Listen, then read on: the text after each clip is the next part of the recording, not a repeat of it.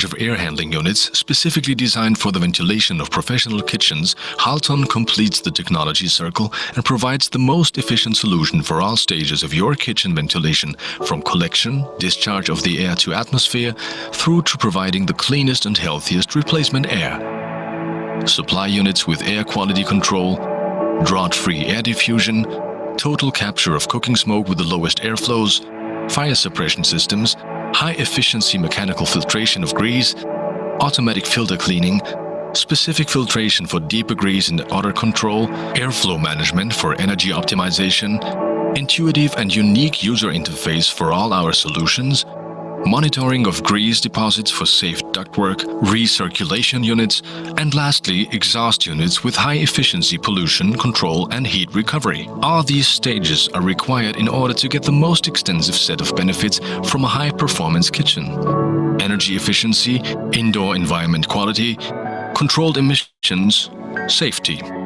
See for yourself the brilliant way Halton is completing the circle with its range of Eurovent certified exhaust and supply units specifically developed for professional kitchens.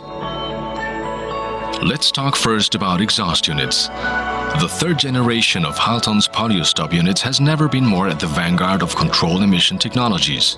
Grease, odors, moisture, smoke and the inevitable headaches linked to fire safety, hygiene and neighborhood complaints become history, points which are often overlooked when considering only the initial investment. In the field of emission control, there are no universal solutions applicable to all types of cooking. It is obvious that steaming fish has little in common with barbecue meat cooking. Advanced solutions are essential and are synonymous with strong expertise. Halton's ESP, electrostatic precipitator, is the first cornerstone of Polyostop units' efficiency. It was specifically designed to be Polyostop's first line of defense by removing most of the unwanted moisture from the airstream, much of the particulate matter generated by the cooking process. The exhaust air first crosses an ionization cell where it is subjected to a powerful magnetic field. Some electrons are removed from the particles, giving them a positive charge. It only remains then to collect them in the collector cell, where they are subjected to another magnetic field. Particles are strongly attracted and held by the earth plates, even the smallest ones. Combined with bag and HEPA as backup filters, the overall instant and constant efficiency exceeds 96.5% for particles down to 0.3 mi. Amazing! No grease deposits downstream, leading to highest fire safety and hygiene, huge money savings on the cleaning. Halton's ESP is not only efficient on solid, fine and ultrafine particles, it also acts on the moisture by collecting liquid droplets. This is a great advantage for the HEPA and also carbon filters that we will be considering shortly. Both are intolerant of moisture, which is also one of the main vehicles for the spread of odors through particles, vapors and VOCs. Halton's ESP deals with two of these four factors, thereby reducing the odor emissions at the point of discharge. All this combined with an exclusive set of additional benefits such as robust design and full electrical safety. Consumables are limited to the regular replacement of integrated and inexpensive pre-filters. The lifetime of downstream and more costly filters is increased by more than 80%. Low resistance to airflow by a negligible impact on energy consumption. Own energy consumption reduced by the use of efficient controls. Automatic cell cleaning system as an option. Halton's ESP exclusive cleaning system is based on oscillating wash manifolds to easily clean all areas of the dirty collector cell. Washing cycles are shorter and use less water and detergent. Just forget ESP's maintenance. Halton's capture rate technology neutralizes the grease particles, but above all, and additional to any ESP, it also acts on grease, vapors and VOCs. The last two factors for odor transfer. Depending on the requirements, type of cooking and other factors, it is possible to combine it with the ESP. The results have then no equal. The capture rate technology therefore constitutes the second cornerstone of Polyostop units. It is based on the use of UVC lamps, which operate through two simultaneous actions. The photolysis is the direct effect of the UVC light photons that break down the grease molecules. The ozonolysis oxides the grease molecules and airborne cooking odors due to the ozone generated by the lamps. The combination of Halton's ESP and capture rate technologies along with HEPA filters makes the air virtually pollution-free in every shape and form, smoke and odors. However, to complete this circle, a last step is required.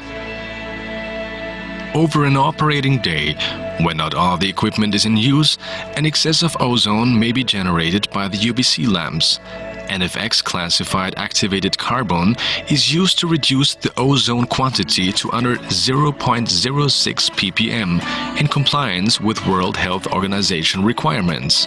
Contrary to preconceived ideas, the purpose of the activated carbon is not to treat odors, and this is fortunate. Whatever its type, activated carbon filters have a very limited lifetime if used to directly deal with cooking odors. We can sometimes talk about days. Nothing comparable with Halton's ozone-specific carbon filters' lifetime that varies from 52 to 104 weeks, and the associated reduction of operating costs. The air is now free of grease and the vast majority of the odors. Polyostop then makes possible the discharge of exhaust air directly through the side of the buildings. It suppresses the internal or ugly external duct risers which degrade the facade's aspect. It saves money on installation costs. It increases the leasable surface and corresponding revenues. Speaking of a dominant trend as regards energy recovery, whether we're talking about heating or cooling is an understatement. This provision is already compulsory in professional kitchens in some countries.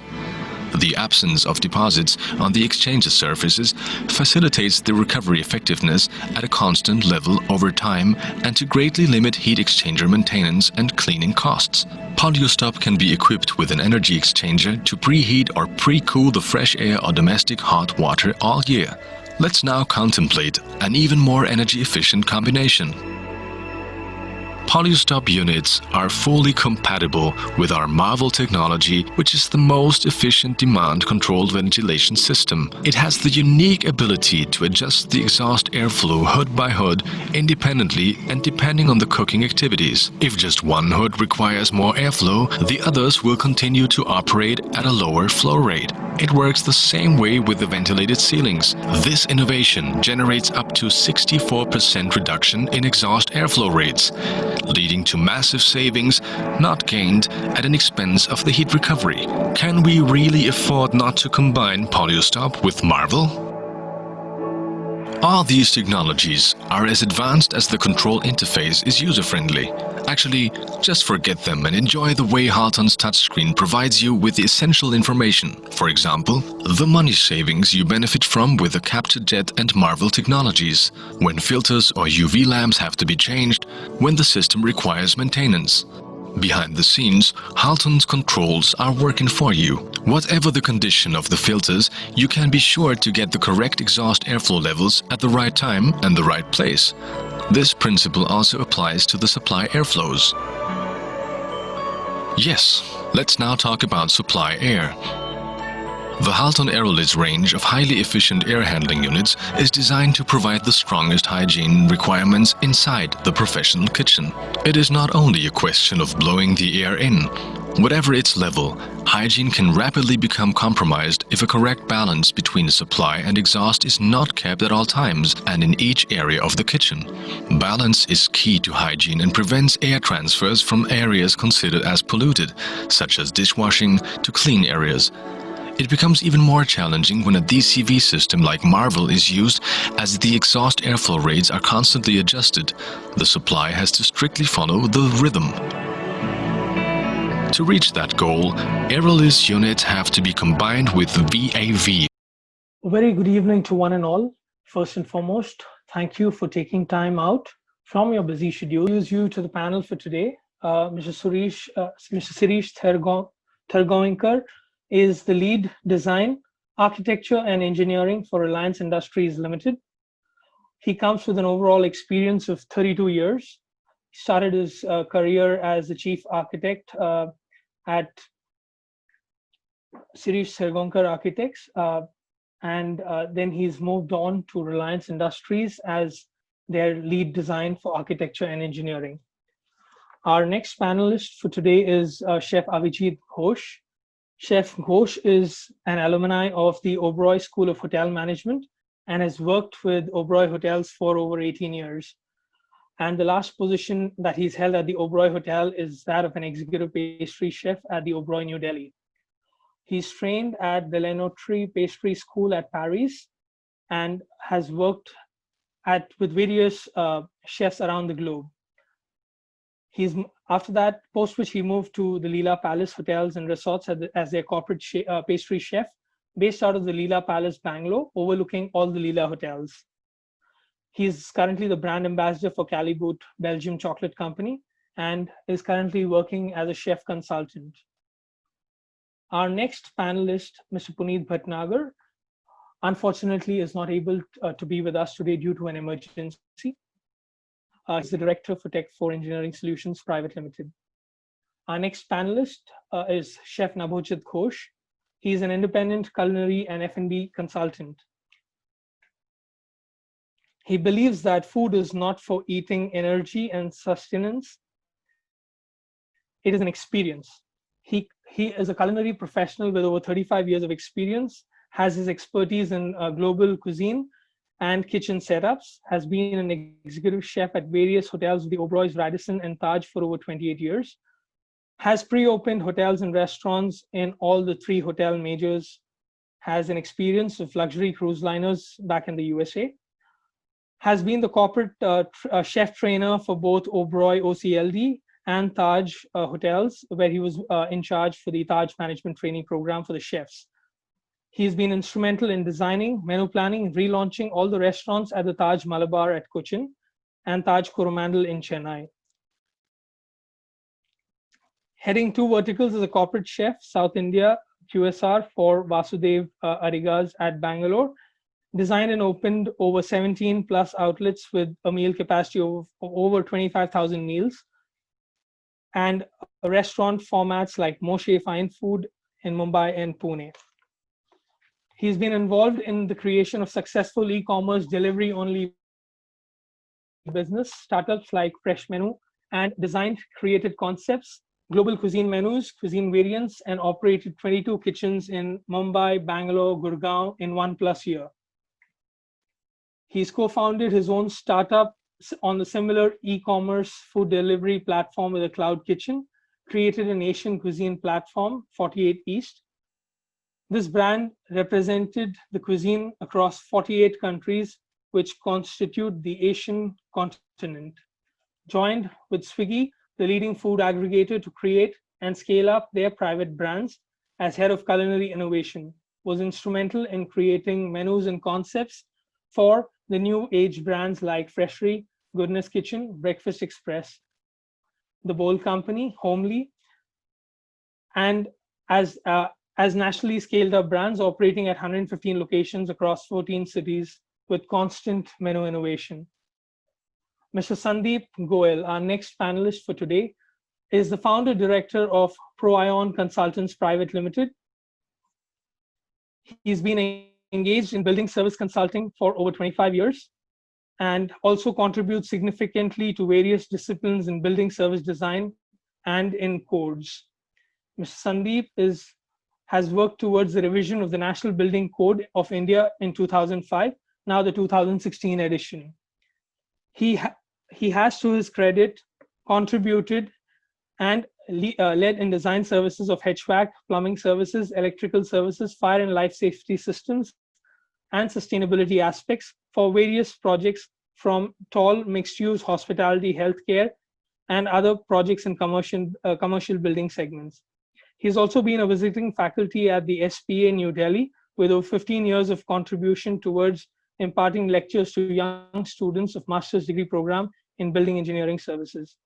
Sandeep is certified fire protection specialist from US, has been on the board of editorial committee representing India at CTBUH, Chicago, USA, board member at ASHRAE, India chapter, NEC member at FSAI and IPA. Our next panelist is Mr. Ram Vittal Rao. Mr. Ram Vittal Rao is the managing director of Vital Concept Design Private Limited. He belongs to the now generation of highly qualified and sought after hospitality design consultants. A science graduate from Mysore University and Oberoi School of Management, he has had the opportunity to do high-end quality and innovative hospitality designing for over 39 plus years. Having worked with the Oberoi Hotel Group for over 2 decades, and to date, he has designed over 200 hotels, restaurants, and flight catering operations. His team, Vital Concept Designs, and him have, to their credit, completed ongoing projects in India, UAE, Uzbekistan, Kazakhstan, Qatar, Maldives, Bhutan, and Mauritius. The projects completed are iconic landmarks and have won many awards and citations. His team and he at Vital Concept Design, with many combined years of experience, have worked with Indian hotel brands and independent clients for their hospitality operation and design requirements.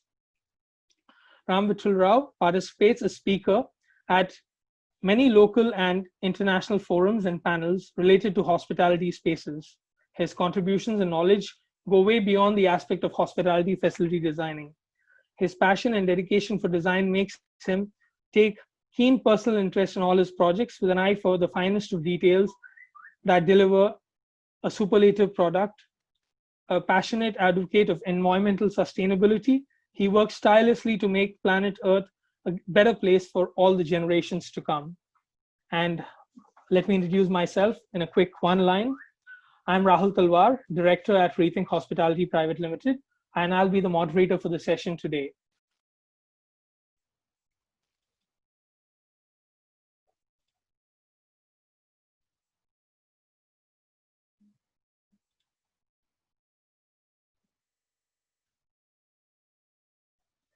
We've got a quick commercial from the Halton Group here. Just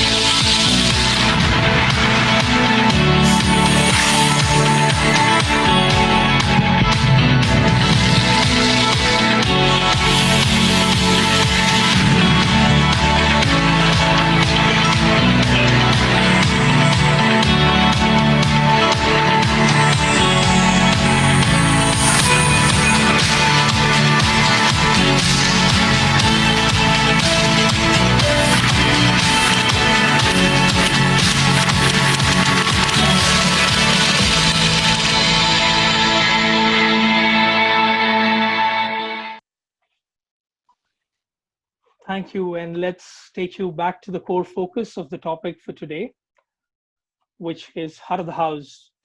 Now, let's go through, just let me set the background straight for all of you to understand what are the various stages of a project. I will not take too much of your time. First is the client interface with the architect, the project management company, or the brand, post which there is a scope of work designed for all the consultants, defined rather for all the consultants. Then there is a request for proposal from the consultants.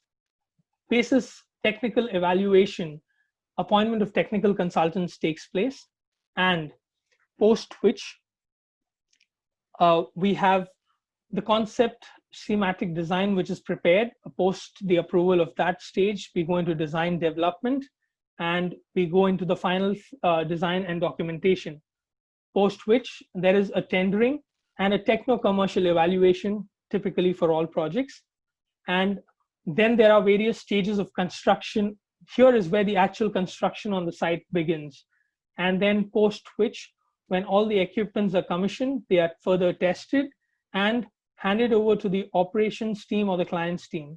The pre-opening team then basically tests all the equipments, and if there is any balancing and rectification that is to be done, is taken care of.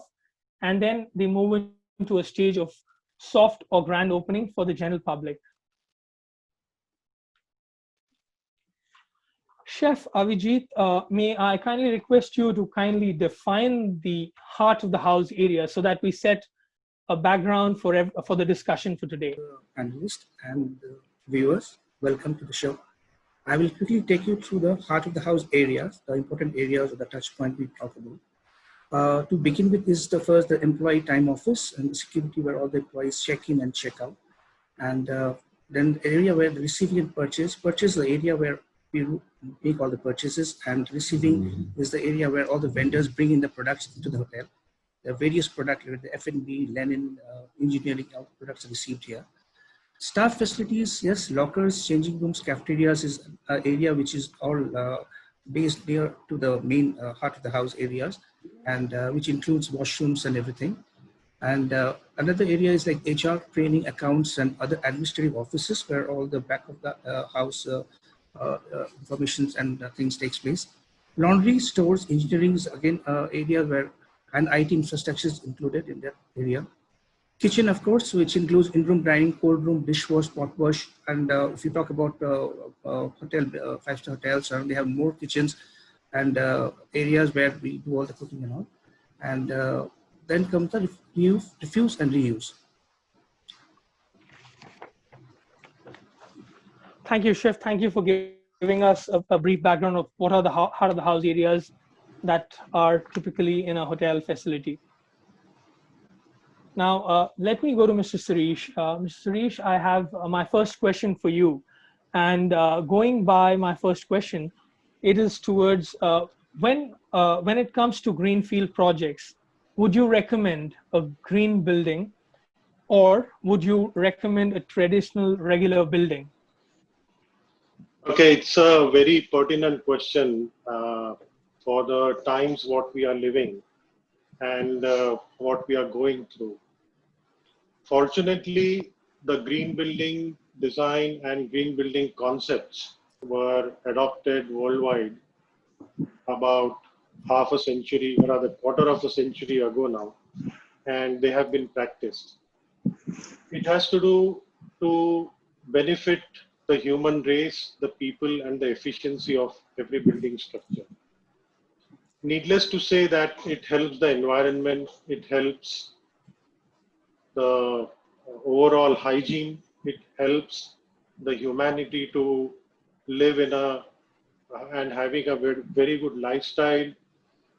So it is preferred to adopt a green building design.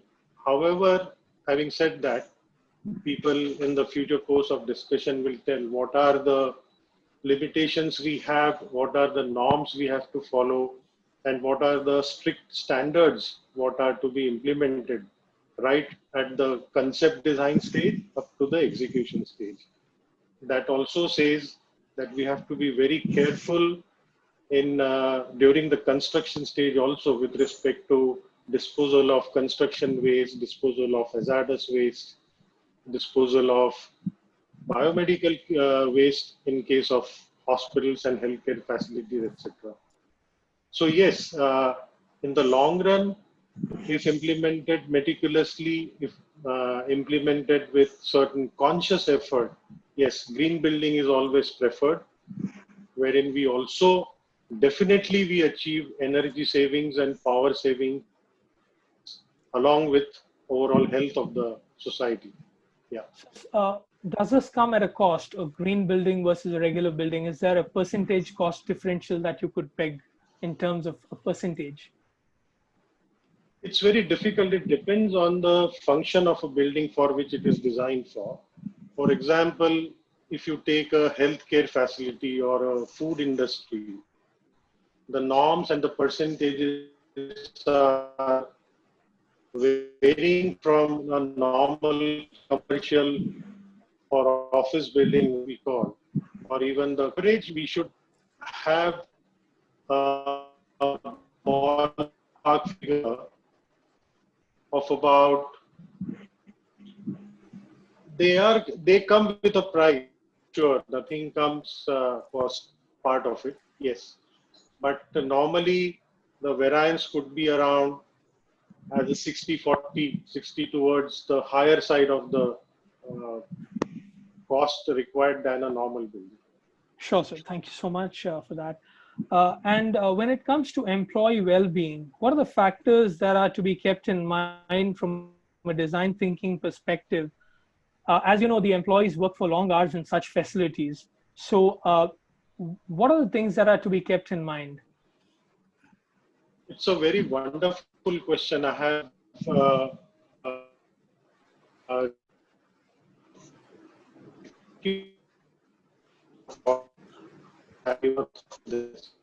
Because see, ultimately, how do we keep them happy? How do we keep them in a jovial environment so that the productivity increases? If you give a proper design space, I would say in a philosophical term, a three-dimensional space, wherein a human, our scale of design of buildings is human. So ergonomics follow the human scale. So with given that, the third dimensional space should be very jovial, it should be attractive, and it should be treated as a home, if I use the word correct, like what we are at our homes right now, working from home, as everybody is doing now, majorly. Yes. So we are at our comfort level, Same thing has to be as an architect. I will always consider my design, my third dimension space to be as my second home. Even not the first one. First one is where we live with our families. But my second home should be the office or a workplace. So it has to have that invite, it should have that pleasantness, it should have that comfort level, what we get at home. So it has to be well ventilated, it has to be as much as possible naturally lit, it has to have as much as possible natural ventilation, even if it is a forced ventilation. Sandeep will expand on that during his talk, that it has to have a lot of good percentage of fresh air intake, so that the air what we breathe inside our workplace should be matching to what we are having in our outer space or natural space. So color is one of the methods. Use of a bright landscape is one of the methods to bring life into the third dimensional space. People will design four walls, a roof, and a floor, but where is the life to that? True, sir. Now, I think we've touched upon, these are a few things that would probably be kept in mind when a new building is being conceptualized as well. As we say in our architectural philosophy, we have to relate. Yeah. Come again? Sure. I missed you. Sorry, sir. These are the few things that we would also keep in mind when a new building is being conceptualized. Correct? And right from the concept stage, right from its inception thought process, that should be the intent or attitude of a designer or an architect or any technocrat. So you have to relate, ultimately the building nature. But in those days, prehistoric days, nature was their home. So we are trying back again to bring nature into artificial areas or spaces. Got it. So to make it more pleasant and more pleasing, and give us that warm feeling back at work as well. Welcoming, warmth, and it should be, you should develop an ownership mindset into that space. That's what I'm trying to tell you. Sure, sir. Now, this I think we've touched upon mostly from a newer building or a new building being conceptualized. How does an architect approach an existing building or a facility? I know it comes with a lot of challenges. So would you like to touch upon how do you approach an existing structure when you have to completely redo the facility? I would say, and I will put it in this way, that for an architect or a designer, an existing structure or the existing space or the four walls or whatever limits or dimensions you may call is a more challenging, I would say, thought. And it's the art of an architect or a designer how to best use of that four given walls. So for example, like interior designers, they normally end up into designing a third dimensional space with the certain given limits. So my advice to them and my approach towards the design of an interior is always that respect the given space. Somebody has designed, some architect or a designer has designed that space. You have to respect that, incorporate your thought process, what your client wants, and approach and try to utilize that space what is given in your designs with, of course, approval of the architect or approval of the client or the owner. So one must respect what is given and work around that to make it beautiful or make it more functional and make it more aesthetical. Thank you so much, Mr. Shreesh. We'll come back to you in the due course. Can I move on to Mr. Sandeep Goel at this juncture? And let's head to the challenges faced by an MEP team. For the people who don't know MEP is the mechanical, electrical, and plumbing of facility. So, Mr. Sandeep, my first question to you is, how do you maintain indoor air quality? Mr. Shreesh also was talking about this factor. And how do you maintain indoor conditions with adequate air quality and air changes from a design perspective? Thank you, Rahul. I feel the topic is not challenges. The topic is working together, collaborative. You see, and I think I take a lot of, pride and happiness with working with good colleagues. Mr. Rao I've been working with, Shreesh Saab I know very well for last many years, is that, we all are, I believe, a very, very committed engineers, committed team, I should say. And with that commitment is the reason why people are with open door approach. Today we are, as Shreesh ji said, that there are spaces which have to be done within the planning has to be efficient. I think challenges, I never feel it's a challenge. I always feel excited on working on projects. Of course, there are matters which we have to work jointly. And on that aspects, ask you saying me what are the kind of, indoor conditions now. Good thing is that over many years, we have been able to develop the right learnings. Engineers are not very articulated. As I feel my fraternity is not very articulated. We are little mismanaged, but over many years, I think the new generation, as we are moving towards green buildings, we have learned also the art of putting the things in the right way. Now, as far as the indoor air quality is concerned, the temperatures, the humidity is concerned, all the areas have been very well laid out, right from the back of the house kitchen, main kitchen, to show kitchen, to guest rooms, to banquet halls, and a spa requirement, a swimming pool, a health club requirements, all are very well laid out in terms of what are the temperature conditions you need, what is the kind of fresh air you need. The fresh air you need in a restaurant is different than the fresh air you would probably need in a hotel room because of the occupancy based changes, and today it has been very, very articulated in terms of what is the kind of temperatures, like when we do, even if you talk about healthcare, which is more severe, all the spaces are well laid out. Now, as far as the maintaining the indoor conditions are concerned, one has to see space by space, whether you talk about the show kitchen versus the main kitchen, or the restaurants, or you talk about meeting rooms. Now, all of these areas have been very well articulated, and a lot of information is available in operators' guidelines, which exactly explain over the number of years, based upon their experience of operations, temperatures and humidities, conditions which have to be maintained in these spaces. Kitchen is very, very significant with respect to the dynamics involved. Mr. Rao is an eminent facility planner himself. The dynamics in the kitchen would lead us to use technologies. And as you would have seen in Halton as well, the kind of hood distribution systems which are being used and fresh air which is being put inside, there is a trade-off. Having too much of fresh air also leads to higher energy.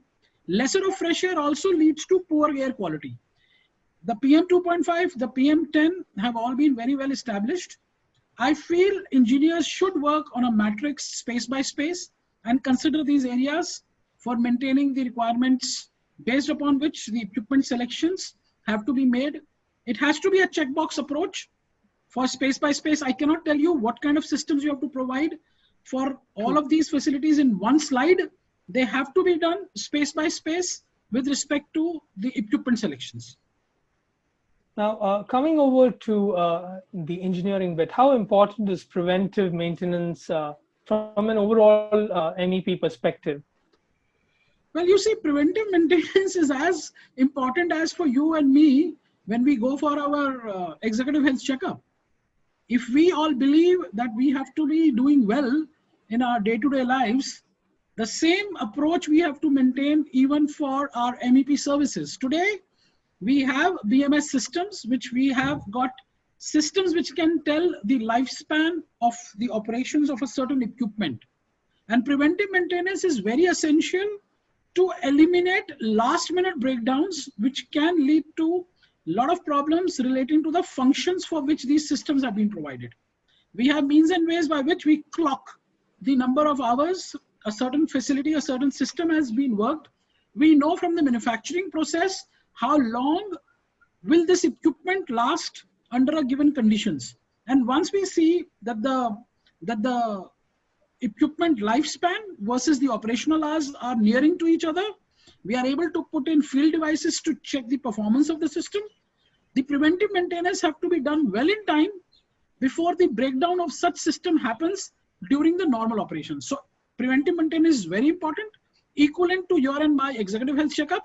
And there are systems to monitor these kind of preventive maintenance requirements, which we have to diligently follow in our day-to-day routines. From a HVAC perspective, again, HVAC typically is termed as an energy guzzler. Now here, how do you conserve energy while maintaining the indoor requirements? Well, HVAC is one of the component which consumes electricity. I would not really classify that as an energy guzzler. The technologies today have helped us to optimize the operations of HVAC systems. Of course, energy component in an HVAC system is pretty high. But then there are systems which are to be provided for the purpose of efficient monitoring of these systems, which should work in building management system. We call something which is known as sequence of operations. In fire alarm, we call it cause and effect matrix. Now today you have got a sequence of operation system which basically is able to synchronize, harmonize the various requirements on the systems which should work for a ballroom versus a kitchen versus a guest room. Today, if you are able to use the right type of systems and field devices, they will help us to optimize the use of energy. Energy will be spent, but how to use it more smartly is where the thing lies. And today, I think we have operational hotels in which we are able to map out the EPI. And I can tell you my EPI of a classical offices, we are pretty high. We are still at 123, EPI 121, 122. But hotels would measure their HLPs and EPIs to check the energy consumptions. And then there are systems which are programmed into the computer as sequence of operations to optimize those things to ensure that the energy is used only when it is required to be spent in the areas which are operational. Yes, now I'll move into the electrical bit. And how important are lux levels from a design perspective? Lux levels are as important as you would ask how important is it for you to have a good eyesight. Because a good eyesight lets you work in an environment which is better to perform. So if Absolutely. One has a weak eyesight, he has to offset certain artificial systems to ensure that his vision is still available. Similarly, I would imagine that a lux level are very, very pertinent for the operations which are being carried out. Although lux levels have a correct implication on energy. But you see, I believe, and we have been in engineering talking about people first. People are important than energy. If the people are not being able to provide it with the task for which they have to work and to deliver, there will be a gap. And you know, the kind of salaries we pay today is so mind-boggling that the energy cost is a fraction of the salary bill. So typically speaking, lux levels are important for different areas. Again, we have got international and national codes. I would like to tell my colleagues over here, there is something which is known as National Lighting Code from the Bureau of Indian Standard, which teaches you and explains you the requirements of lighting and its controls for right from road levels, external landscape to surgical suites. A hotel has got various areas. All the areas provided with right lux levels will definitely provide more better operations of the people performing in that systems. Controls should be provided to minimize the wastage of lights when not required. Again, taking a cue from what you just said in terms of people first or people safety, kitchens or back of the house or heart of the house areas typically do have a lot of stainless steel equipments and equipments that are very good conductor of electricity. From an electrical safety perspective, what are the important things kept in mind during design? One important thing, IP rating of electrical outlets. They are very significant. When we work for hotels, a lot of times my clients would say, Mr. Goel, why would you need this IP rating? It's costing us high. And I said, sir, one accident because of a poor IP rating with respect to your electrical outlet can become very embarrassing for you from a legal as well as from a moral point of view for your staff. So if you really look at distribution of electrical system has to be very, very efficient, and it also has to be futuristic. Today, you know, when you made your house, what electrical gadgets you had. Today, at this point of time, while we might have switched to LED lighting, my overall pattern of consumption of electricity is increasing because of the additional systems which we keep on actually providing in the building. So if the electrical design has got a very good distribution system with safety margins of futuristic requirements, that will eliminate any problems of electrical accidents, which unfortunately turn into fire accidents and loss of human life. So taking a cue again from your previous answer, I would like to ask you that, so from a futuristic perspective, are touchless systems the way forward? The answer is yes, touchless with respect to various things. We have worked presently, I'll tell you, in a COVID-19 hospital healthcare facility. The lighting system for the various areas are being controlled by Alexa. So we have been able to provide a voice-based system for lighting controls. Obviously, we have got lux-based systems for the purpose of the lux level controllers, the proximity sensors to control the lights. Touchless could be in many ways, right from guest check-in, from the near field devices, to having the lights being controlled on voice automation. It could be a very, very, very, very exciting opportunity. It eliminates, I should say, it eliminates more and more of electrical distribution on the low side of it. If we eliminate low side electrical distribution, which could be source of fires, our design also becomes more safer. So touchless could be elevators operation, it could be taps, it could be lights, it could be lux levels, it could be guest check-ins. I think touchless is a way of life. And as we move further, we see artificial intelligence and machine learning is able to identify you and me by our retina, which gives a very, very pleasing experience when we really hopefully will not even need boarding cards at the aircrafts, or we will not even need, Aadhaar cards or any other identifications as we go into hotel check-ins. Now, I would like to bring in Mr. Ram Vittal Rao at this juncture, because my question, along with Mr. Sandeep Goel, is how, there are different kind of water requirements inside a kitchen or in terms of the heart of the house facilities.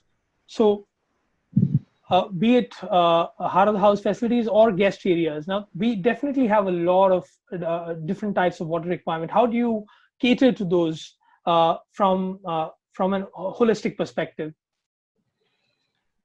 Good evening, everybody. Pleasure to be amongst such fantastic team of people who are presenting. And water is something which is so very close to my heart. And it's important that that particular quality of water be available for any customer where we are planning the design part of it. It begins with when you look at a bore well which gets dug for looking at water coming in from the ground, all the way to water coming in from rainwater harvesting. The quality of water has to be first determined, because that's what is going to be a silent killer. It's like, it's absolutely like your veins and arteries getting choked if the water quality is not correct. Treatment of water has become such an important requirement that, one, we should understand that taking out minerals from water creates a water condition which will be harmful to the human body, also to a lot of sensitive equipment which is around there. But having the correct kind of minerals, let's say, for example, that if you want to have a good cup of coffee, you need to have a good quality a good, what I would say, quantity of magnesium inside that. That changes the coffee quality. Many people do not understand that, and they end up simply saying that we need to have reverse osmosis water getting into everything and any place inside the hotel system or inside equipment for when there is a restaurant operation. It's very easy to say that it's reverse osmosis always, but reverse osmosis with the correct input of minerals is the real way to look at water. The second part is that whenever you treat water, there's always a reject part of it. That has to be controlled. Otherwise, you are simply wasting water inside a system. Luckily, many of the facilities, whether it's apartment buildings or hotels or any complex, has its own effluent treatment and sewage treatment where the water can be reused for gardening or for flushing. But at the end of the day, you have to make sure that whatever water you got to treat it with respect. That's what is going into your system. And that treatment is very, very important. Mr. Goel, would you like to touch upon the same? I actually resonate with Mr. Rao on this because you see, water, I personally feel, we had this mindset of RO water being the best water. To be very honest with you, as a consultant, we have refused to work on projects where client just wanted an RO for the sake of it. We said we need the raw water analysis report before we come back to you with a suitable treatment plant. He said, "Nahi sir, aap hamare ko ek RO ka tender de dijiye." I said, if I don't have a water quality report, I can't. He said, we will give you fees, you give us tender, my management wants it. So you have to be truthful towards the principles on which you have to work with respect to the delivery of the design. And I tell you for sure, let me tell you one thing. I stay in New Delhi. We get municipal water supply. I have got only UV and ACF at my home because my family had a thought that if we don't have RO, everybody's going to fall ill. And it took me some time to convince my family after we did some schools projects where, students were being fed with RO water having TDS of 30, 40. And once I was able to convince outside my family, finally my family got convinced because they were not wanting to agree on it. So I gave a presentation to my own family, my wife who's an engineer, and I said, look, this is TDS, this is RO, this is WHO, this is chemistry. Please pardon me, I don't want to put RO at my home. So typically speaking, one has to be conscious about the quality of water. Now, centralized bottle watering plant in hotel is becoming a very, very good take. We are working on many projects where we do not want plastic bottles to come across. We disinfect the glass bottles. We have it treated water. I would like to use the word water which is drinkable is what we provide. Whether then we achieve through UV or RO or ACF or through a magnesium dioxide filter, that chemistry you leave to engineers. You should ask for a good quality water in your glass. That should be the deliverable on the table. And I believe that the chefs here would be able to answer this. Water also changes the taste and flavor of food. Chef Nabhojit, would you like to? I think you're on mute, sir. Chef Nabhojit, you're on mute, sir. Sorry. A very good afternoon and good evening to the panelists and the viewers. Yes, of course, water does make a very, very, very big difference because when we do get into the science of cooking, absolute basic internal science and cooking and nutrition, then water does play a major, major role, and the quality of water will give the outcome of the quality of the food. To a great extent, the taste also differs, and we've tried this at various in our R&D cell. We actually had different sources of water to exactly figure out the quality and taste of food. It does make a big difference. Yes. Thank you for that input, Chef Ghosh. Now, on that note, just one small thing. We are very careful about quality of water for the ice cube machines.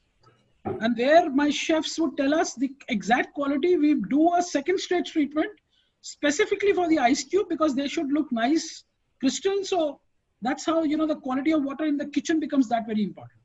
I completely agree with you because the transparency of the ice cube matters. Yes, sir. And now, how important are drainage systems in building, especially from a perspective of grease separators? Kitchens are or heart of the house areas do develop a lot of grease during operations. So grease separators, your take, sir. Would you like me to answer that? Yes, sir. Grease separators are very essential, and gone are the days when you used to have 3 baffle walls and put a grease separators. Today they are highly engineered, very, very dependable, very, very scientifically and engineeringly selected, Rahul. And we are able to provide grease separators, full disposal, partial disposal. Technologies are available when grease is not much of my concern today, because we are able to provide the right type of separation and take the effluent for treatment in a second stage levels. So I would say grease separators work out very efficiently. You have to know the type of food cooking materials which are going to be going in, and what is the quantity of grease, and then you do a drainage system, which I personally prefer to be cast iron, at least as far as kitchen is concerned. As far as kitchen is concerned, I prefer cast iron piping system in specific, because the temperature of discharge is high. We also clean the cast iron pipes better with better chemicals, and then you are able to select the right type of grease treatment equipment, which is more modern with respect to its cleaning and its in terms of its design performance. Now, personnel safety and fire and life safety, coming over to that, the importance of sprinklers and hydrants, and what is the actual difference between a sprinkler and a hydrant, for the benefit of the viewers? I am sure, Rahul, everybody in this system knows, but only thing which I would like to, everybody would know sprinkler and hydrant differences for sure, my esteemed audience. I would like to enforce only one thing from my side of it. People have that phobia of not providing a sprinkler. And I am a very, very strong contender of providing a sprinkler. Had I given an opportunity, I would have provided one in my home. Again, the family comes into the picture and they say, I don't want to provide it. Don't you do your engineering in my home. Sprinklers will never function until you will have a reason for it to function because of fire. I'll give you a number, Rahul, for the gathering of more than 200 people on this talk. 1 in 16 million sprinkler will work without any apparent reason. We have got more than 200 people, and you have all been in social media. Have you got one message from a WhatsApp video which says somebody was eating a food and sprinkler started spraying water? The answer I can tell you for sure is no, because sprinkler will not start putting water without fire. That will happen 1 in 16 million. So I'm still looking for a video which would show that a bunch of friends were having food, or they were actually in a mall, and the sprinkler was bursted out and the water is spraying all over the areas. So sprinklers are very dependable. They are your army, which is in sleeping, and when you need it, it's in the forefront. So sprinklers are very important, and you can take inputs from anybody, unless until we have seen some videos, people taking a kind of a dish near to the sprinkler actuates and it wets it. So that's another problem. If you are doing an open flame cooking in front of the sprinkler, it will have a problem. While I have a question related to smoke extraction systems, in the interest of time, I would just move on to the last question that I would like to throw upon you is building management system. How does it help the core engineering team and also the operations team to conserve energy and management?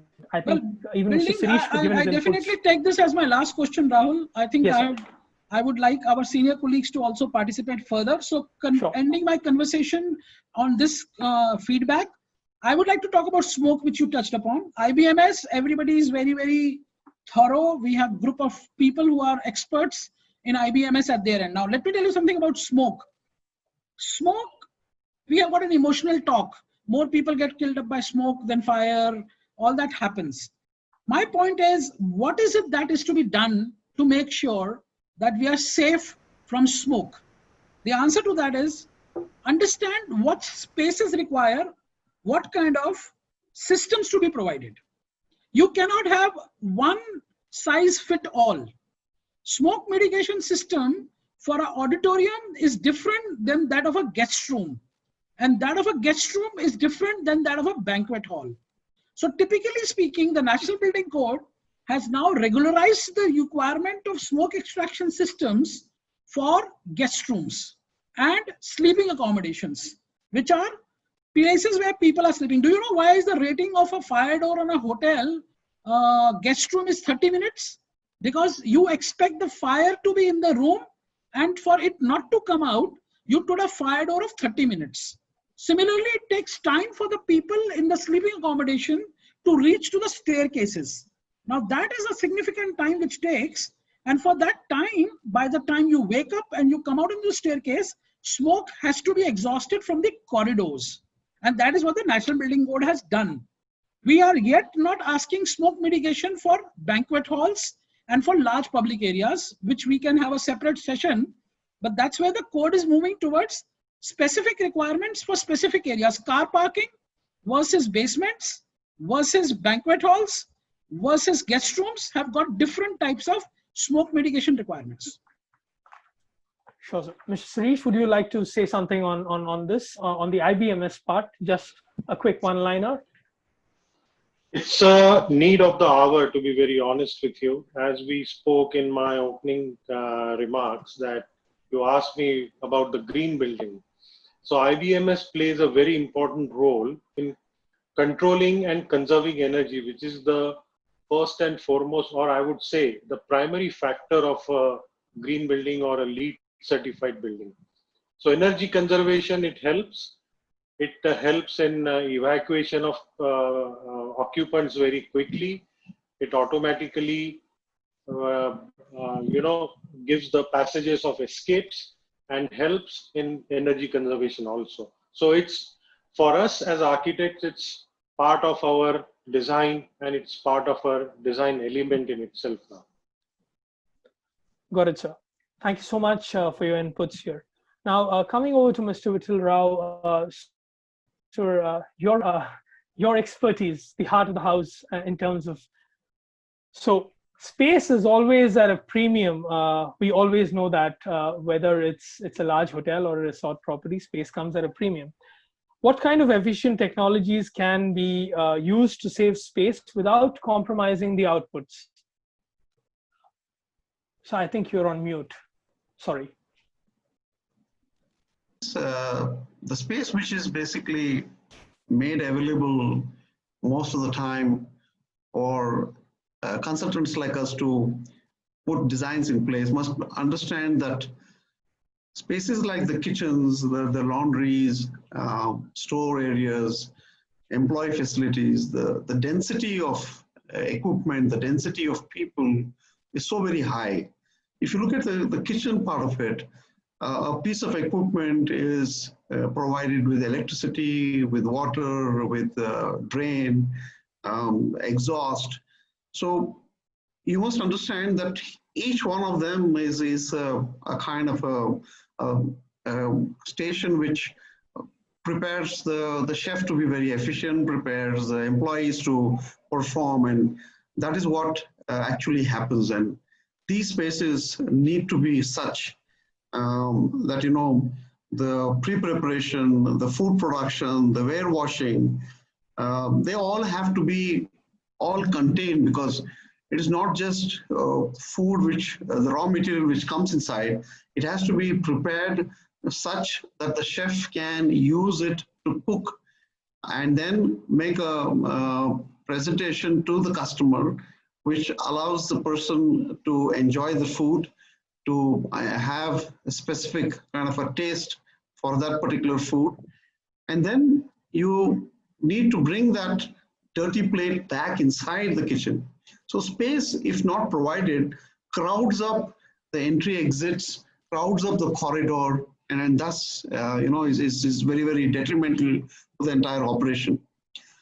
The second thing is that how do you allocate space in kitchens, which today have to be so very carefully put together, because the entire operation has to be giving you a return on that particular space in terms of energy efficiencies, etc. So many countries are trying to opt out of so-called open flame cooking. They want to make sure that all these unburned gases, the additional heat which gets dissipated, has to basically get into contained cooking spaces, contained cooking equipment, The second part is that since space is a premium, you cannot have a footprint of equipment and people moving back and forth, which also has got a situation where the fatigue of the employee, the ergonomics come into play. So it's better to look at contained cooking equipment, make use of intelligent use of contained cooking, help the operations to perform in optimal conditions. Thank you, sir. Now, we were talking about employee well-being right from the beginning.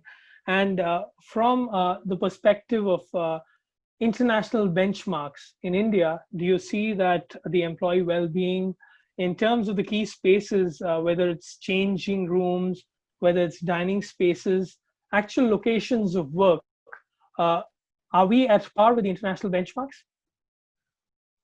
Well, interestingly, there are a lot of situations where as Indian hoteliering and as restaurant techniques go, a lot of waves are created internationally because a lot of benchmarks get set in our country.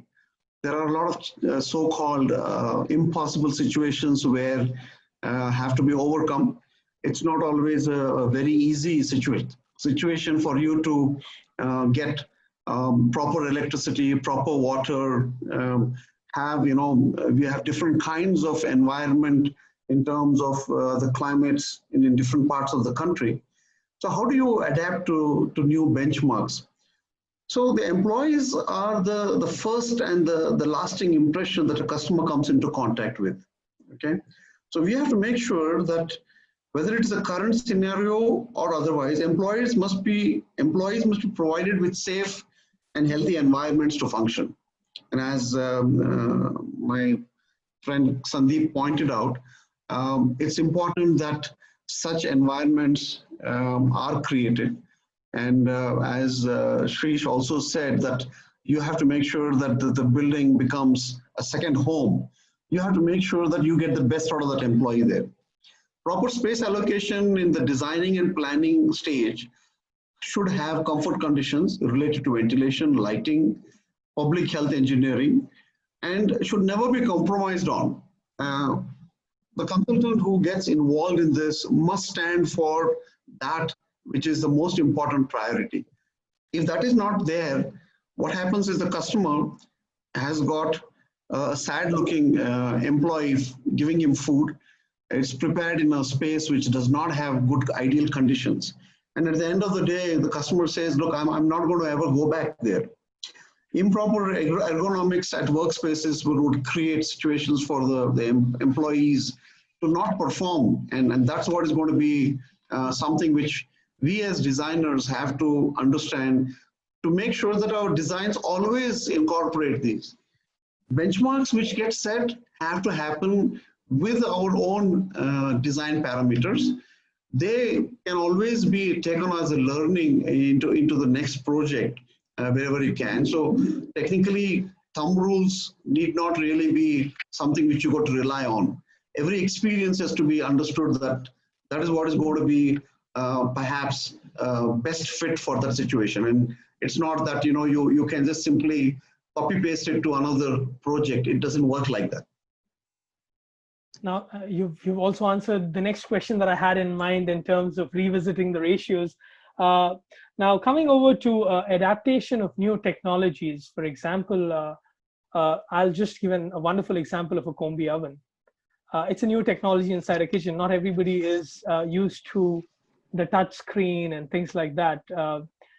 Now, do you feel that it requires education and handholding, that is training and development, on a continuous basis, something like what doctors have, continuing medical education, they keep doing that year on year.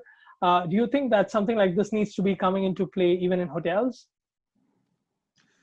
It's a very interesting and need of the hour situation that there are places, at least I know for sure, that the hotel majors have got their own training spaces. If they don't have it, they send that set of people internationally to get that exposure, to understand what it is all to do with technology. then once they are comfortable working. So you have to be comfortable working with new technology. You have to make sure that you get to see the technology. You continuously need to practice, because at the end of the day, you need a lot of skill sets to understand that. While we do agree that the new millennials are well tuned to pressing the buttons and having touch type technologies coming into play, despite that, when there is an employee attrition happening, you need to do a lot of hand holding. So when you are selecting equipment or when you are recommending equipment, you have to make sure that there is a good backup of services and training within the systems. You will see that today a lot of international majors of equipment who supply into the kitchens, for the laundries, for all your HVAC, they all have experience centers. Those experience centers are places where anybody can go there and try out, check out for a first-hand experience, get onto a learning platform. That can be carried on. And for example, in one of the organizations which I worked, we standardize equipment so that if a particular person was transferred from A property to a B property, the time to learn was completely curtailed. It started off like, you hit the ground running. These kind of situations are very important. And when it comes to understanding how to look after equipment, so you could call in one particular person from that organization, get people together and be able to teach them that, look, this is the way to handle equipment. This is preventive maintenance. This is the best you can get out of it. Did you know that whatever you had with you can do more than just 10, 15, 20, 30% of usage of that equipment? So these are very, very critical and important for selection of equipment. And technology is something which you need to adapt. You need to make sure that the technology comes into play in the right way. You cannot do an overdose of technology because you need to have people receptive to use that technology. So you would say that going forward, we would see IoT, which is being talked about, and artificial intelligence in building coming into play even in hotel facilities? Of course, it's already there in many which ways. You will see that if you're talking about what you just mentioned, combi ovens, they do have a lot of artificial intelligence already built inside that. When you talk about Internet of Things, what is actually the Internet of Things is that you need to have a two-way communication. Okay, when you talk about a proactive approach, and then you got to see as to how you get a response to that. The best part about Internet of Things is that you are able to get a feedback and do a lot of data collection. So that data collection and feedback helps understand in an operation as to what kind of food is being appreciated inside by the customer, how much of that is actually cooked, what will happen if you change the program, you add new items into your menu, how does that handle? So these kind of things are there. Also the fact that places like your dishwashing machines, they can be connected to a remote point where that manufacturer can turn around and say, look, I have a set of people who are monitoring your machine, and I feel that you seem to have a problem with one of the operations of the particular machine. So why don't you take it down for preventive maintenance? Because you don't have too many of these machines, which are pretty expensive. You cannot have duplications everywhere. So you have to make sure that you check those before it happens. And Internet of Things allows you to do that. It also allows you to look at a past situation which is there. Your security camera systems. If there is any kind of a problem which happens, you are able to get that feedback. So these are some things which can be very easily used, adapted into the hotel or the restaurant facilities, or for that matter, any building which is there. Now, do you also see that industrial engineering coming into play and becoming more relevant in the hospitality industry? Right from time and motion studies, movement and traffic patterns of human beings inside heart of the house facilities? So the first and foremost thing when you talk about spaces is that before any building comes into play, there has to be a proper area program set out to understand what that building is going to achieve.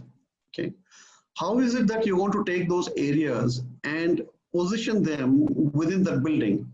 For example, what will get into the basement? What are the rules which allow the basement to be used? How do you really look at what's going to be on the ground floor? What are the public areas? What are the heart of house areas which need to basically be related? So the relativity of any function has to be properly understood. Industrial engineering comes into play simply by looking at how you're supposed to position these in proximities which takes care of employee fatigue. Let's say, for example, you make the employee go all over the building to reach the workplace.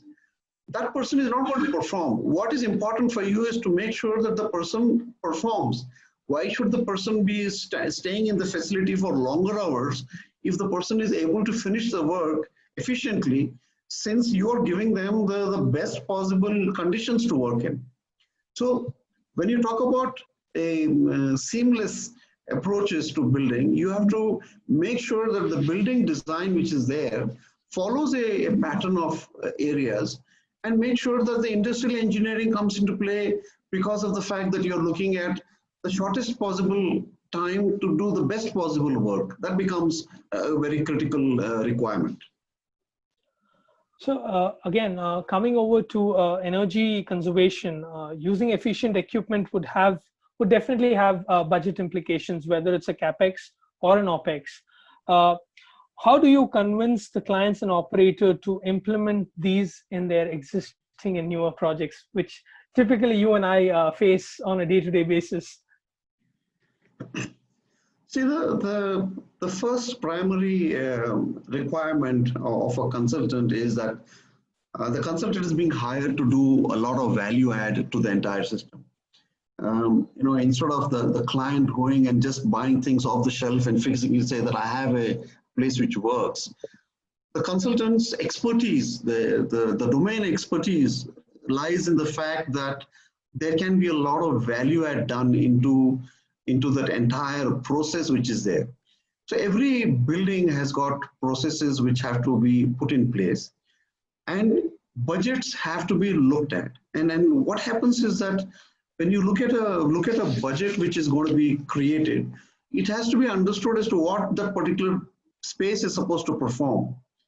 The best techno-commercial solution ensuring that there is future proofing helps to convey to the client and brand with a lot of discussion. It cannot just happen that it's my way or the highway. It is very important that the client is comfortable to understand as to how this is going to be helpful when you're looking at the piece of equipment, or for that matter, the use of that space. What is it that you're going to bring in as technology, whether demand control ventilation, or whether the kind of electrical switches which you're going to bring in, the kind of equipment, the kind of surfaces which you're going to be putting inside, the seamless flooring, the seamless wall, how easy is it for cleaning? What actually happens when somebody comes inside and says, you know what, we can't allow our Prime Minister or the President or for a dignitary to stay here because we did our checks and we find that there are a lot of issues. Today, all people have got so-called equipment to check readings. They're able to get it. You can check what is the air quality, you can check what is the water quality. I'm sure within the current situation, people can also check as to how much of bacteria is around, how much of virus is around. You can do all that, and air quality being of primary concern, because that is what is going to be another big thing happening in this country, which has to be looked at very carefully. So budgets and ROI will always be something which can be debated upon, but to make the client comfortable, that's the primary requirement of any consultant. And a consultant with good knowledge who can do a lot of value add and make sure that all these aspects are kept in mind becomes very, very important.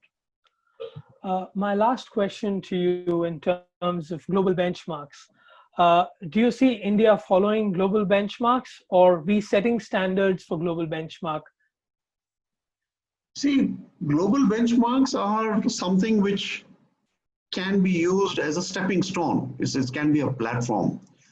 What happens is that, you know, the demographics of our country, the understanding, the multi-skilling, all that takes a global benchmark into a new standard. And like I said, that people have always looked up to our country, which has got a fantastic cultural heritage, which has got engineering going back into centuries, which is there. It is for us to discover those and use them into our systems and create our own benchmarks. Global benchmarks are available because a lot of R&D happens in the background before something is launched. There are certifications which have been put on so that people understand that when they are handling a piece of equipment, it is safe. When they are, you know, using a particular space, it is safe. It meets the requirement, and that's what is a key. So we should be able to create our own benchmarks. Global benchmarks are a platform. Thank you so much for those valuable inputs, Mr. Rao. Now, I would go into the people who actually operate the facility. We've got two chefs here, and got a few questions for you, Chef Avijit and Chef Nabhojit. My first question would go to Chef Avijit,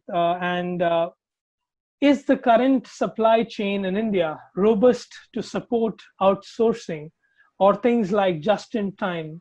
And from your experience, given the current scenario, do you see that the receiving areas are equipped enough to handle or quarantine dry provisions or also have deboxing facilities? Okay, I'll just go with the first part of it, what you said about outsourcing. See, outsourcing, why outsourcing? First of all, with the current situations, I think we have two parts. One is the hotels and one the restaurants. So if you look into the hotels as such, outsourcing will become a part of it, because with a lot of revenue loss to the hotels, which has happened in the current couple of months back. So this is where we are, people will be focusing on getting food which is outsourced. And I'm sure this outsourced industry is getting stronger and better day by day. And looking at the manpower, which is, I think we will be downsizing the current facilities, whatever available. I think its most important thing is that outsourcing will become a very important part. I will go back, give you some examples where we can, people who like to outsource, like restaurants, where we don't have the facilities of doing few things, like for example, a restaurant doesn't have a bakery facilities where they would like to outsource. So there are a lot of kitchens which is coming up in a form of cloud kitchens where people are baking and then supplying to the hotels and restaurants. I think going forward, it's going to be a big facility where outsourcing will be taken into consideration. And looking at the, what you call the back of the house, where the receiving area, it's again a very important area where I think the traffic is very high. And if you see the concept of receiving area, where the purchase is also stationed there. Now we are getting a lot of vendors there. So most of the hotels and the facilities have the infrastructures of getting that area sanitized and clean. Going forward, I think that areas has to be made more sanitized and specific to the vendors which is coming in. I'm sure looking into the thing, I want to make a point very clear that the facilities in the okay, I think I will pass the question to Nabhojit. Sure, Chef. Chef Nabhojit.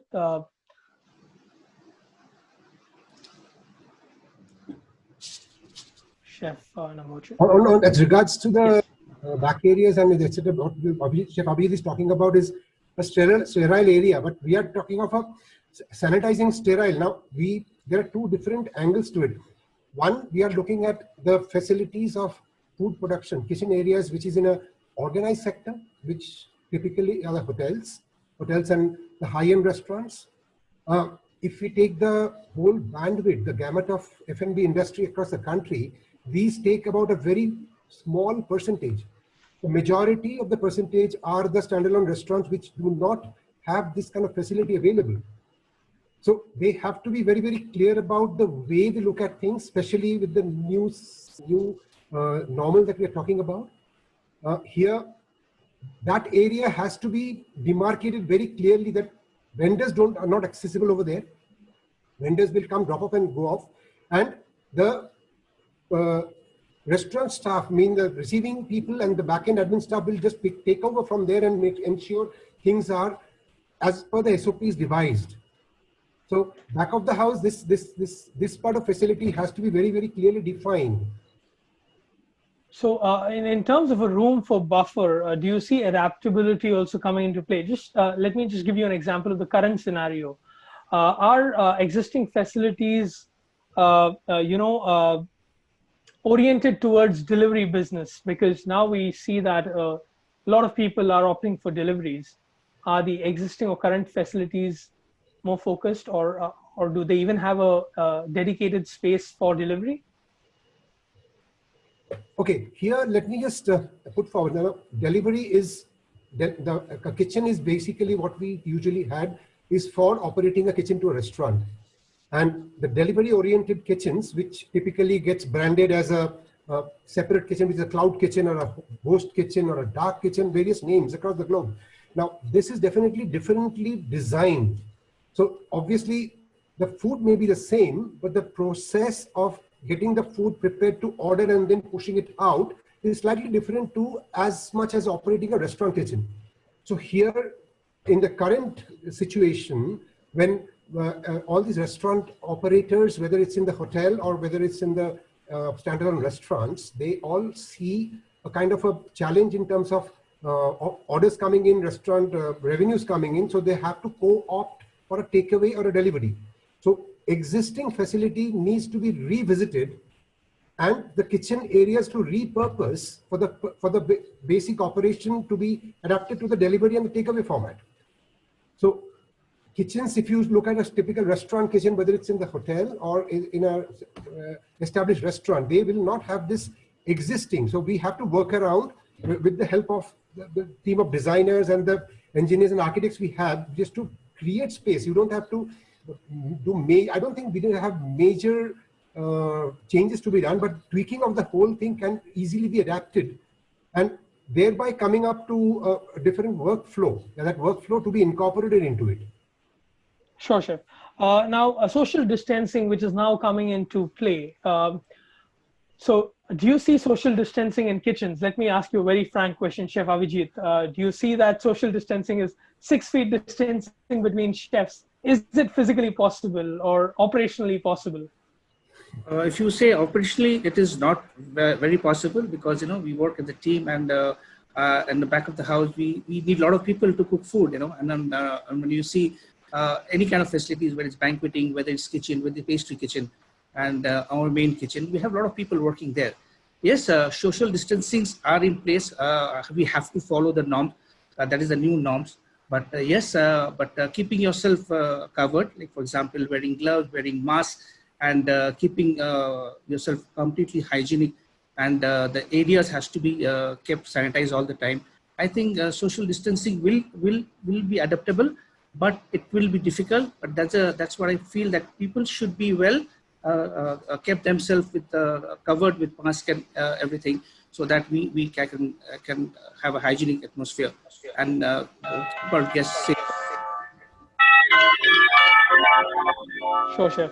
That's just a time indicator that we are almost on time. I've got 2 more questions for both of you. And the first question to Chef Nabhojit Ghosh. Now, we've talked about, the current standards of food safety management systems, HACCP, FSSAI, they all talk about bacteriology, but today what we are fighting is a virus. So do you also see virology coming into play going forward in terms of, the sanitization and, upkeep of the heart of the house facilities from a food safety perspective? And this is a question to Chef Nabhojit. Yeah, so here, the question of a bacteriology versus a virology, how you pronounce. The issue is that are two different beings. So you just can't really incorporate a system to protect virology in the system. Bacteriology has been taken care of, with the system being progressively adapting and coming up in terms of HACCP, FSSAI, whatever, and all these codex principles, etc. But virus is a very, very different being. So to have a virological guard in the system, I don't think, except for the norms that are being prescribed by WHO, etc., to follow, as everybody is being advised at this present stage, that should be more than enough to handle it. When you have the, see, we were just talking about physical distancing, the social distancing, physical distancing. Coming there, those are all the elements that will add to your system here. So you can't have a separate virological guard except for following the norms that have been prescribed. Now, these kind of viruses, whether it's a COVID-19 or some other COVID, it's all the same in terms of the access, how we prevent it. So the prevention has to start from the door. So how we take care of the people who are coming into work, how they are taken care of, how the internal systems are taken care of, that is important. I think that should be focused, and then everything falls in place. Chef Nabhojit, my next question to you would be regarding menu engineering. Do you only see QSRs paying focus towards the menu engineering bit, or do we also do it in hotels and restaurants?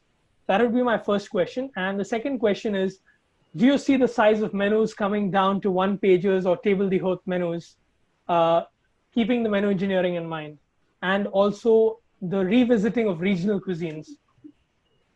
Okay, taking the first one on menu engineering, that is basically a given when you're talking of food and beverage operators, whether it's a restaurant or a chef or whoever runs a kitchen. Now, menu engineering only gives you guidelines whether your menu is doing fine or not. When you talk of the other second part of the story, when you talk of the menu rationalization, now, my predecessor, Mr. Vittal Rao, talking about the new age technology. So when you talk of a combi oven, which is supposedly a very versatile thing, having said that, the new age combi ovens actually have created the concept about making the whole process idiot proof.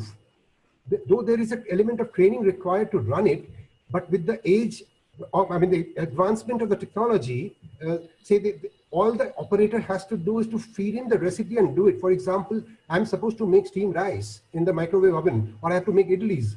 All that the person has to know is to put the idli batter in an idli tray, put it inside, and then press the screen for idli. Idli, there could be a sheet on top, idli is number 24. All he has to do, press number 24 and leave it to it, the oven will take care of it. So even if the person leaves, a new person comes in, if the same, anybody can make the idli. No, here when we say the menu structure obviously will play a very important role now. Having said all these new concepts coming in terms of physical distancing, the whole setup on sanitizing, etc. So it is very evident that the operator has to look at the structure of the menu. Now, you go to an average restaurant, I'm not talking about the 5-star hotels which serve very high-end food, an average restaurant where people go in groups. Usually a menu card will have some 150 or 200 elements. I mean, that is just not required. You have a small menu and 150, 200 elements, people are not going to have the 200 items on the same day. So you're coming to say that, I'm sorry, I'm interjecting here. You're coming to say that people are going to be coming back to you for your specialities going forward. Correct, but even in specialty, you keep rotating the menus. Make it okay, so seasonal availability of items comes into play at this juncture, Chef. And it's very easy to do that. I mean, you're reducing the complexity in the kitchens. The whole thing has been set up in a manner where people are easy to execute. The whole thing is easy to execute, and it creates less stress in the kitchen operations. So my last question to Chef Avijit at this juncture is that employees, the mainstay of your operation, the heart behind the heart of the house, their well-being, which in turn is guest well-being. Would you agree to this? I strongly agree to this because health and safety of the employees is very important at this juncture. And you see, like, the front of the guests are not always in touch with the people with the back of the house, but it relates to the food which they cook. And people who are at the back of the house or half of the house where they're cooking or cooking food for the guests. They're very important for them to have a very healthy life, and the hotels or the restaurant management should take care of their health very seriously. Taking the point that yes, all the norms are in place as when they enter the hotel, their temperature has been checked. That is the first thing which is recorded. And earlier, I mean, once in a year, they used to have this food handlers test. But I think going forward, there should be more medical tests conducted for them, and all the medical expenses and health, whatever they go through, should be taken care of. Because at the end of the day, the health of the employees are directly related to the health and safety of the guests and the customers who's coming to the hotel, and having that relation is very important. Thank you, Chef Ghosh. I'm coming to a rapid fire round now, and this is for all the panelists.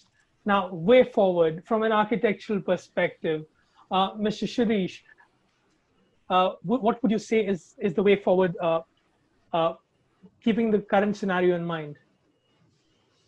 Yeah, it's as everybody knows, the entire business, the entire operations, and entire philosophy of even design has gone to a drastic change due to this unfortunate situation worldwide. When I say it has changed, the norms, even the ergonomics, the operations have changed, and design, as an architect, I'll tell you that even, for example, opening a door, you are not encouraged to touch the handle anymore, or people have come out with many devices to operate a door or window. In a large scale, the design parameters, the design scales will be undergoing a huge change. One, the social distancing, it directly relates to the ergonomics.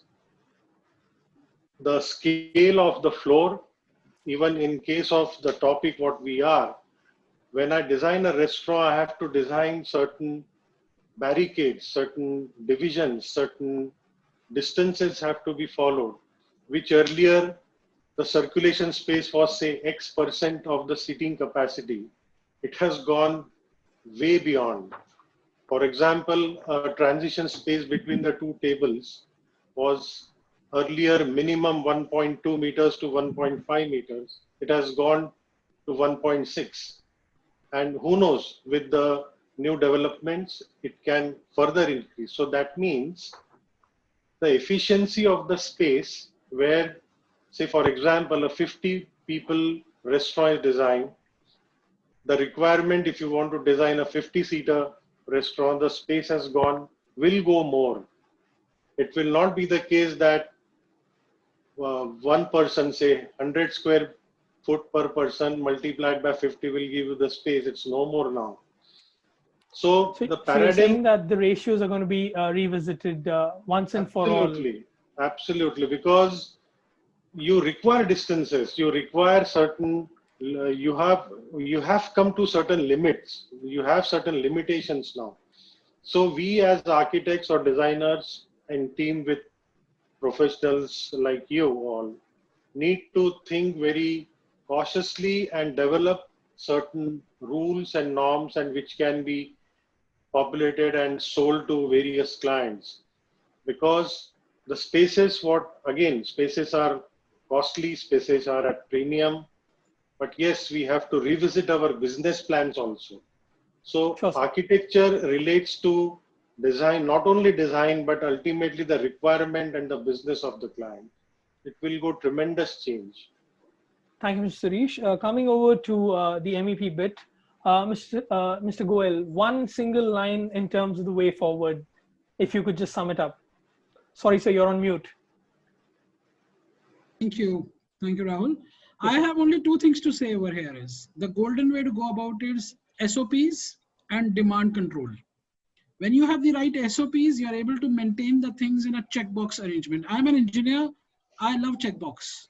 Whenever I go to meetings, I make sure that I have a checkbox which says, is my computer in my bag? Do I have a charger? Do I have a notepad? Is my pencil there? And I go for a meeting. Have I kept my notes from the previous meetings? Done. I think as engineers, we should inculcate that habit of checkbox. SOPs will always help us to be stress-free. Because if you've done a SOP check, we are able to move further. We can always enrich the quality of SOPs with our learnings. The other thing is demand control. When you talk about demand control, the next word comes to people's mind is demand control ventilation. Well, I would say demand control in terms of everything, whether it is the air conditioning you are supplying, the water you are supplying, the lux which you are supplying, or whatever systems which are energy guzzlers so-called, if you are able to cap them smartly, monitor them, do a demand control of supply and demand, balancing, your energy will never hit you bad. So 2 things from my side, Rahul, that will work wonderful, and rest is all learnings. Thank you, Mr. Goel. I think I've got a personal SOP going forward that I've learned from you. Please go ahead. Now, Mr. Rao, coming over to heart of the house designers, your way forward. We have to step back and then take it forward.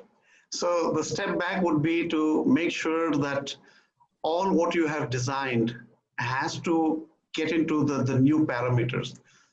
We have to make sure that today we do take care of our employees to the greater extent, because everybody else are looking after the customers. And if your employees can take care of your customers and they're given proper air quality inside their spaces, they're given the correct kind of environments, the good nutritious food, it is very important that these things happen. Bringing in the next element is that you have to make sure that all your processes, getting your raw materials inside, bringing in the hygiene sanitation to really the next level, creating the spaces and adding required spaces without overly doing it, because you don't want it to be process intensive. Also, you need the people back there. You need to make sure that whatever you offset as manpower in your kitchens need to be there at the receiving dock to receive, to check, to clean, to hold. And these are the important things which we need to look at. So that would be the way forward. Chef Nabhojit, one way forward from your side and one way forward from Chef Avijit. I would leave the floor to Chef Nabhojit.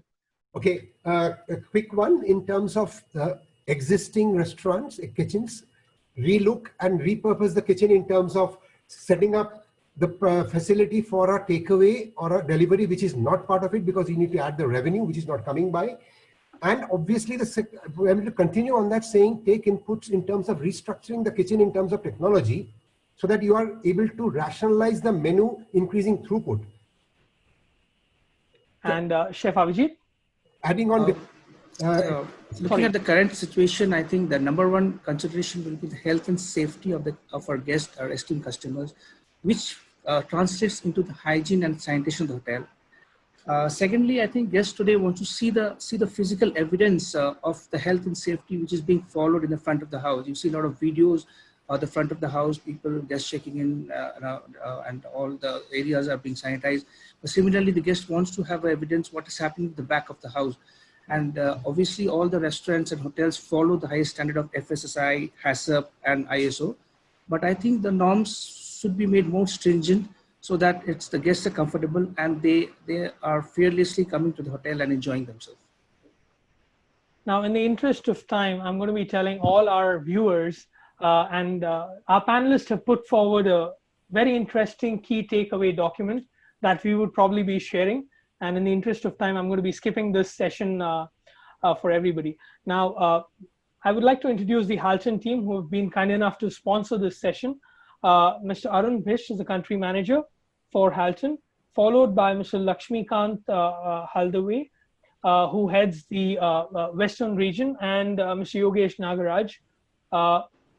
Mr. Arun Bish, would you like to introduce yourself? Thank you, Mr. Rahul. A very good evening to all of you, and a big thank you to all the respected panelists for giving us this insightful session on kitchen, MEP, and the architectural aspects. So my name is Arun Bish, and me and my team are responsible for Halton operation in South Asia region.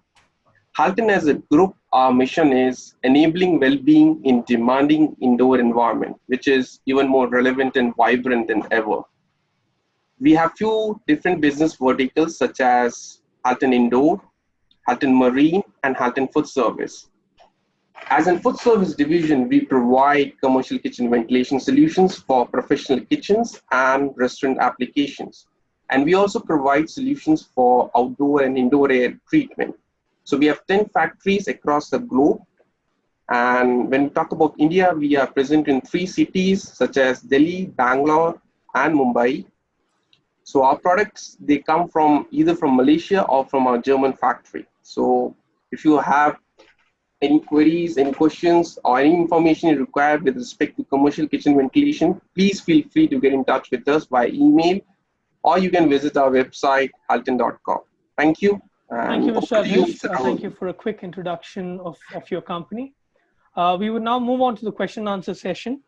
And my first question is from Mr. Mehul Shah from Bangladesh. Thank you very much for the lovely session. And I have 2 questions. One for Mr. Goel for MEP, and then Mr. Vittal Rao.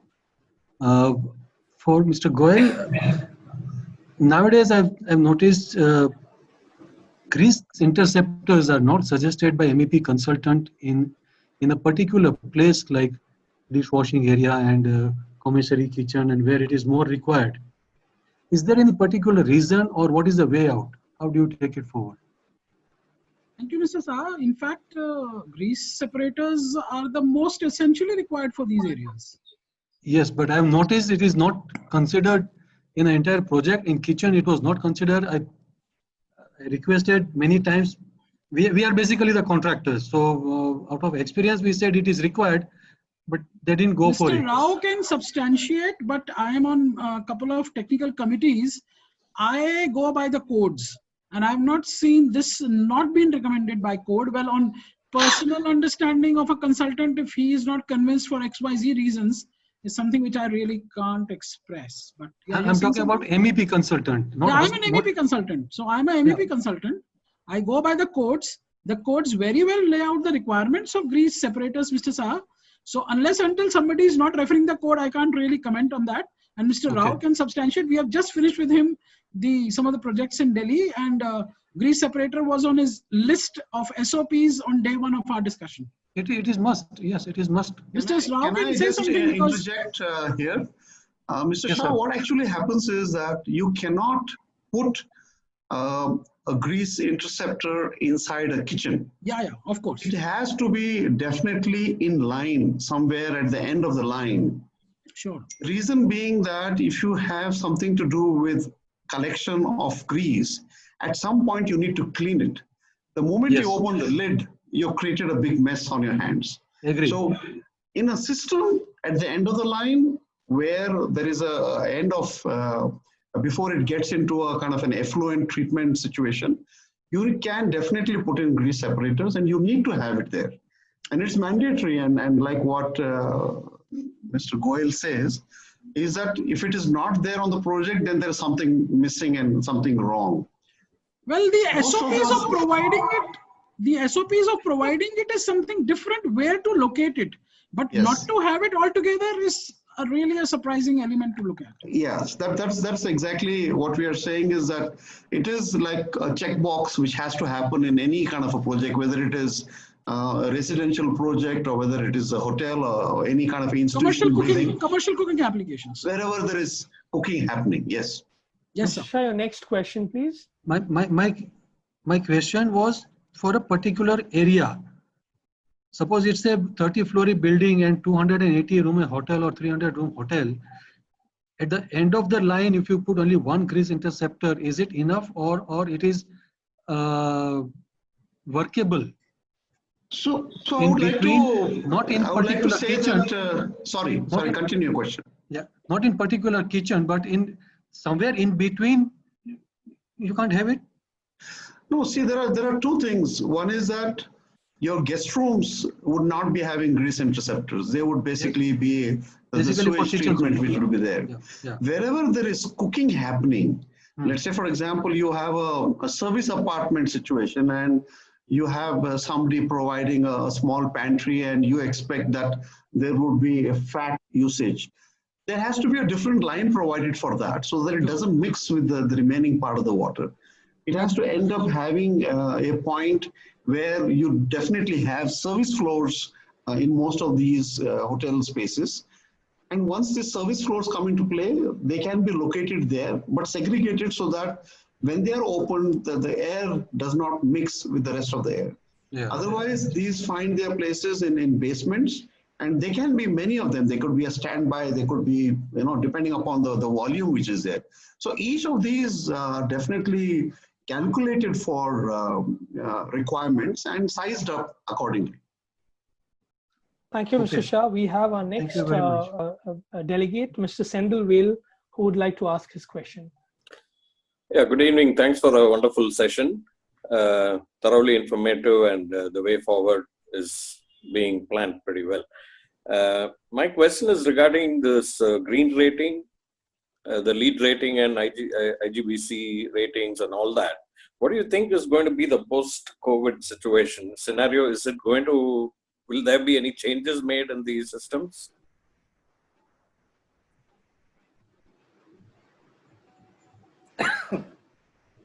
Mr. Suresh, would you like to take this? It's regarding green building. Yeah, surely. See, now what is happening now, this situation is being analyzed thoroughly. And as we have spoken many times during the session, a lot of aspects have to be considered before a law or a green rating revisions happen. Sandeep will second me when I say that already many aspects are being thought of. Ultimately, it will result into area space ratio also, and also the the design part of it.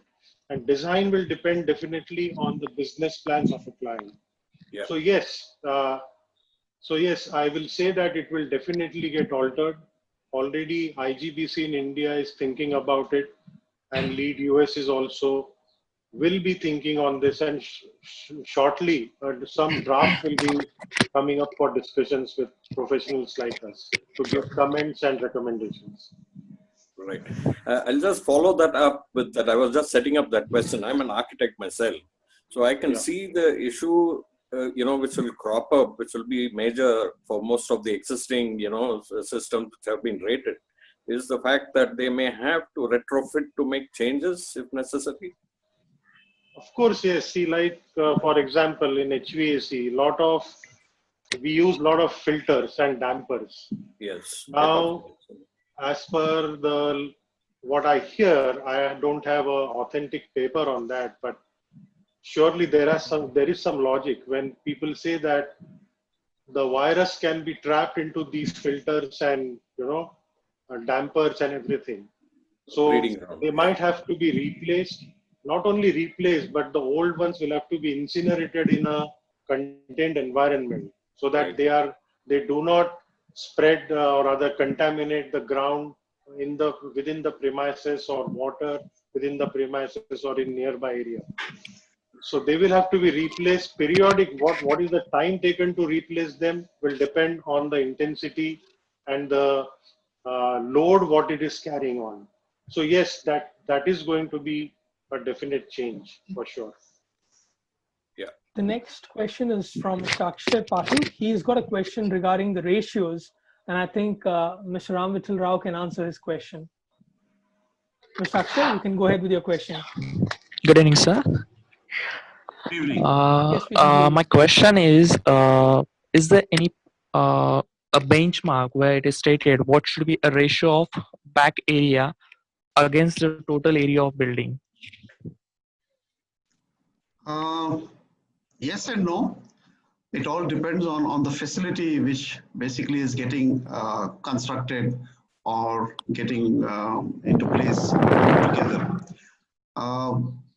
It has to be calculated. I mean, there is no such steadfast, rules. But when you look at, say, spaces which are related to kitchens, on the overall, you would need whatever net areas you put inside, which is the area contained by that space or function, you need to put in about 30 to 35% additionally for circulation.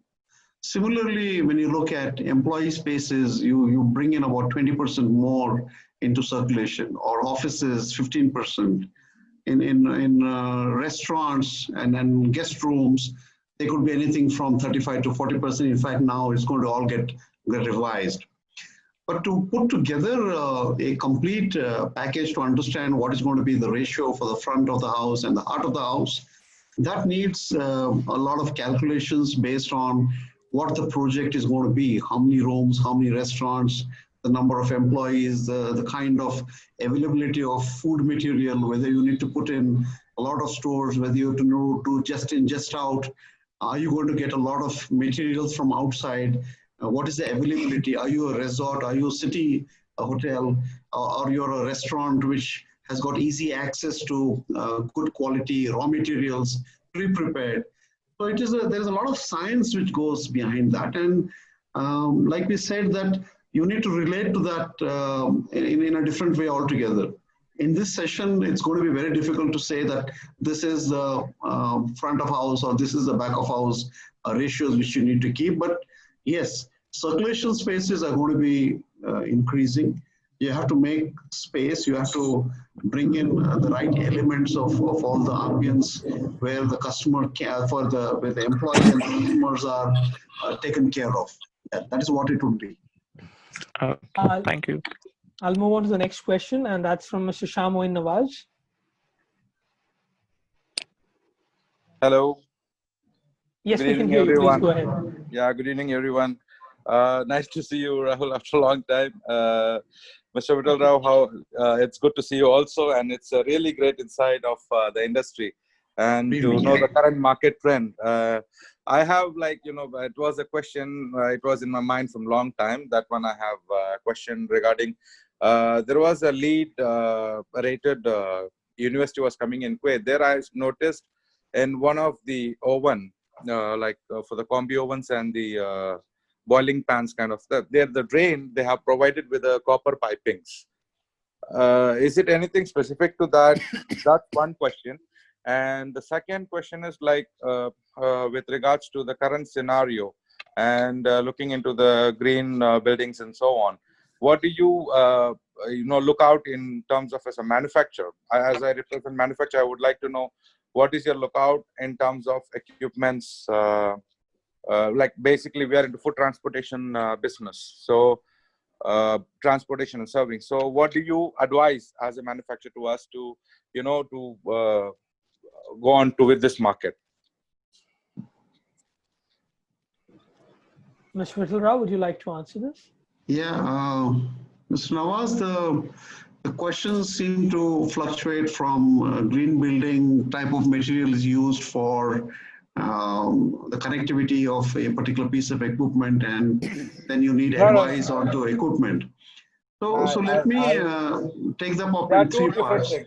Yeah. There are two different things. Correct, one correct. has the current manufacturer requirements, like for example, based on the current scenario and based considering the hygiene standards as well as per the building norms.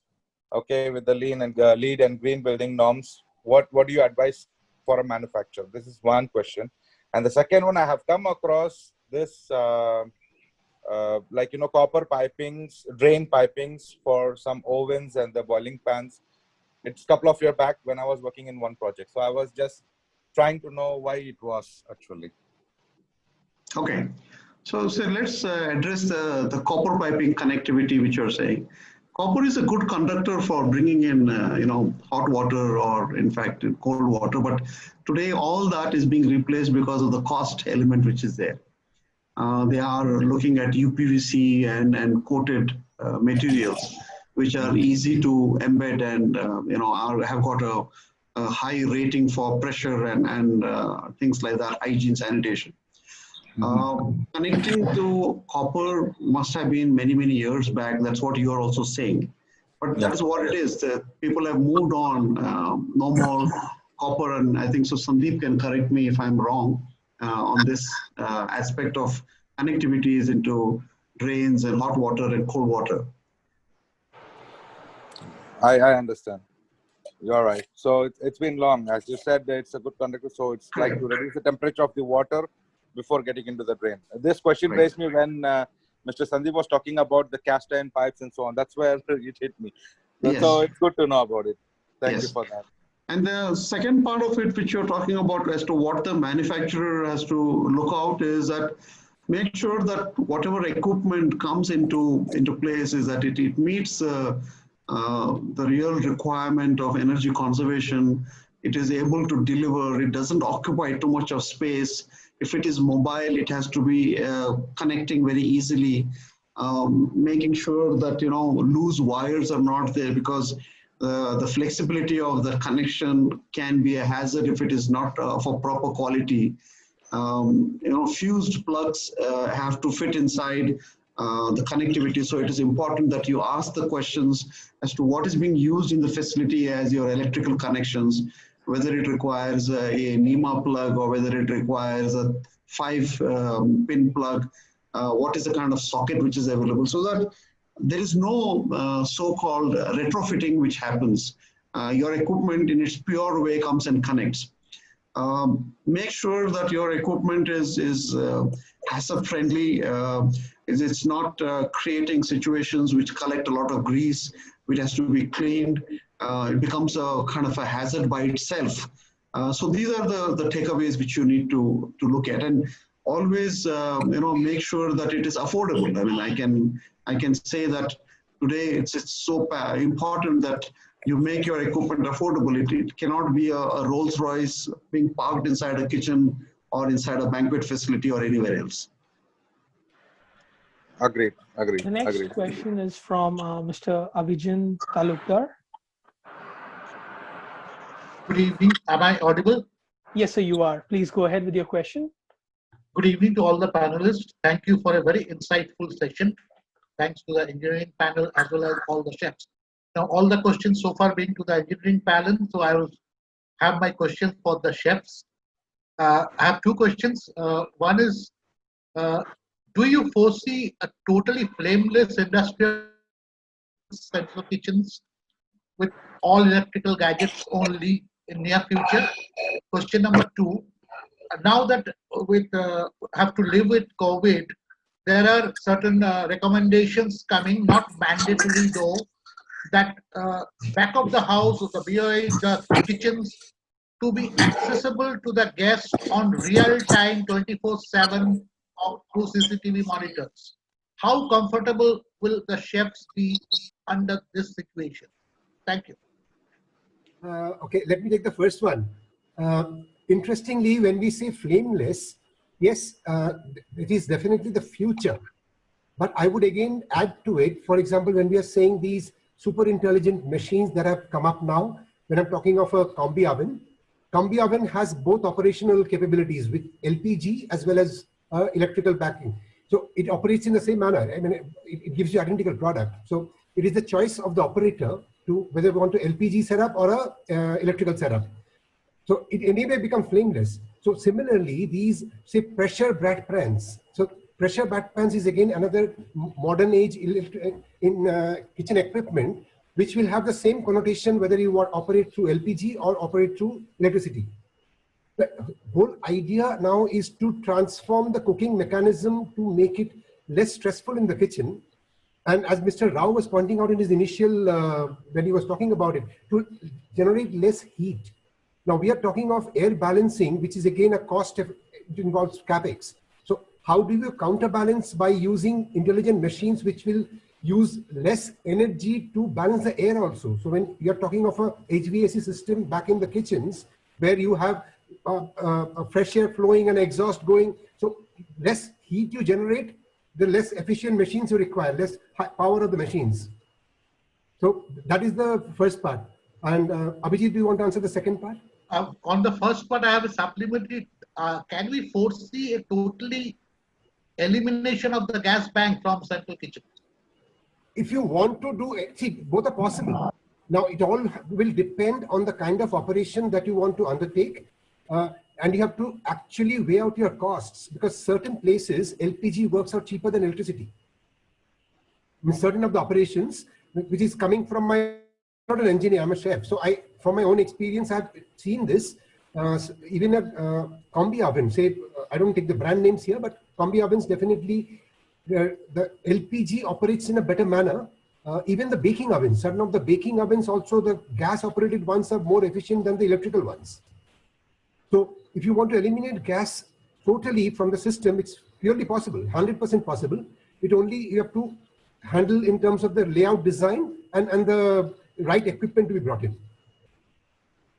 Chef Avijit, your take on the second note, whether are you okay with being constantly monitored inside the kitchen? I think looking at the present scenario, it's the guest, we have to be guest focused, and our guests would like to see what's happening behind the kitchen. And getting into the hotel, from the reception to the restaurant, they know what's happening. It's in front of their house, in front of their eyes. But and in fact, they would like to see what's happening inside the kitchen. Most of the kitchen which is coming out, the restaurants have live kitchens, which is the future of the F&B, and guest is more interactive with the chefs cooking in front of them. And I think it's comfortable and comfortable for the guest point of view if they can see what's happening in front of their eyes. Now, the next question. Thank you, sir. Thank you.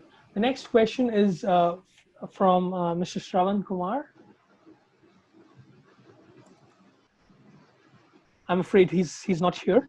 So I think we can take the next question from... I'm here. Rahul, can you hear? I'm sorry, sir. We can hear you. I'm sorry. Good evening. My question is in two Nice parts. to see you Part here. one, are we looking at a healthcare professional joining a project team in future, along with MEP consultants, architects, facility planners, to work on the compliances of safety, health safety? Part one. Part specifically to Mr. Sandeep Goel, are we foreseeing a possibility that we'll have standards and codes written for health safety of the buildings and then come up with some audit mechanism for that? I believe, personally speaking, I believe that we do not have to any further for a very long period of time to live with COVID. There has to be a solution to this problem. We cannot, the whole forces is going to work together to solve the problem. There's nothing which humans cannot do. And we are right now living temporarily with COVID. It cannot be permanent. I refuse to live life like the way we are living right now. It will become very inhuman to be like this. As far as healthcare is concerned, hotels cannot be clinically, qualified for having this pandemic to be part and parcel of the design. The size of the virus is 0.1 micron. I have been talking to my friends and we said we were talking about PM10, so it was 10 micron. PM2.5, it was 2.5 micron. The life has come to a big problem by 2.5 micron has now come to 0.1 micron. So even if you talk about HEPA filters, 0.3 microns, those filters also are not the right filters for the size of the virus we are talking about. So of course, there would be SOPs with respect to food safeties. Interimly, there would be specific requirements of fresh air demands to be increased. The overall building spectrum cannot be worked around practically to meet the requirements for the clinical requirements for the operations for a very long span. The cost of doing it, today you are into social distancing environment. No business is going to function, whether you talk about back of the house or the front of the house or the malls or the other social gatherings with the distance of what we are talking about. The overall aspects could not work around. I do not see a healthcare professionalist to join a hotel design department to talk about virology design for the MEP systems. And I can be corrected if some other colleagues feel that way. We are in the situation where we are enhancing the fresh air loads. We are changing the temperature settings. We are going for thermostats. We are going better technologies, which we could have done. But right now, in a scenario where my OPEX is becoming a big problem, I am doing better system, enhancements to reduce my operational cost of the project. But a virologist joining a hotel design team, I am afraid it is not practically possible to design a hotel with the clinical facilities of positive and negative air pressures, what we have for various areas in a healthcare building. So we are looking at going back to being very careless and happy all over again. So no, I don't think so. We will get matured. We will have a little more sense into our heads with so much of long span, exposure to the problem. The longer the span of the problem, the more the society would adapt to, control the systems in future. Well, I do refuse to live with this virus for many years further. Same here. Same here. We There don't has to be want a solution to it. We have to brace it. We are in interim, so let's take the time to learn more and return more. But I think happier times will be back again. Thank you. Chef Nabhojit, I see you smiling on Chef Goel's, Mr. Sandeep Goel's statement. I would love to hear from you at this juncture. See, basically, I would just like to add, yes, Mr. Goel was very, very clear in what he said. This is something that we are not going to live our lives through and through. It is a temporary thing. Of course, it's temporary, and we will find a solution for it. Now, in the effort to find a solution, we are trying to adapt to better options. Yes. That's exactly what we're trying to do. Now, if you look at back, if you go in the reality of the food and beverage operation industry business, it is in turmoil. It is in terrible turmoil in terms of the operation. The people who have invested in running a restaurant or a hotel, they are unable to do so because there is no revenue coming back. There is a serious situation in terms of the industry itself. So we need to rethink how we restart. Despite COVID, no COVID, it doesn't really matter. We have to rethink how to get our revenues back, how to get the livelihoods back. We don't have the livelihoods even working. So that's the process. We force ourselves to actually rethink, repurpose, do every re in all aspects to get things going. That COVID has taught us a lesson, but we don't need a virologist to stand and make the menus. That they will not add any value to it. We just do some back-end work and we reinvent whatever we have. I mean, to reinvest is also a challenge. Who would want to reinvest not even knowing whether tomorrow my restaurant will run?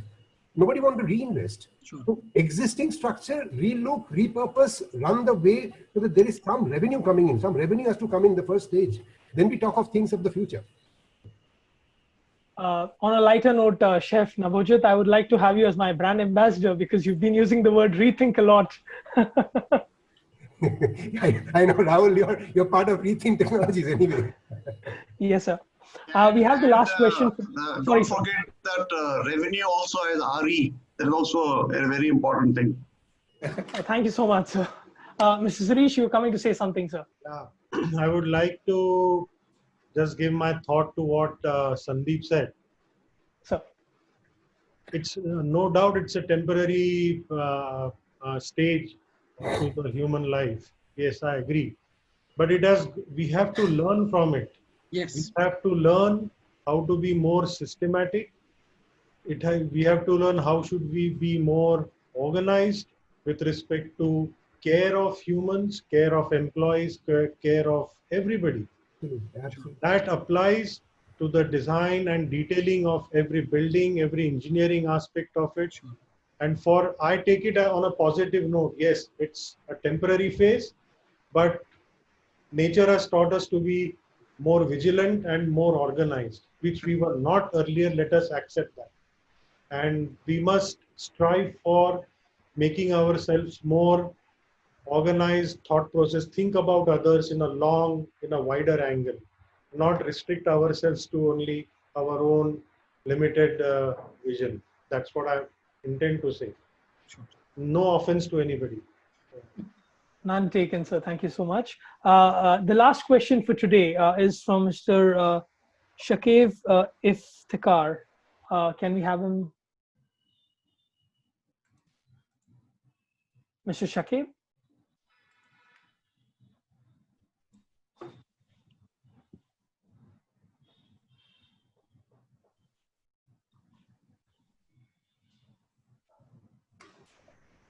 Mr. Shakib, are you there?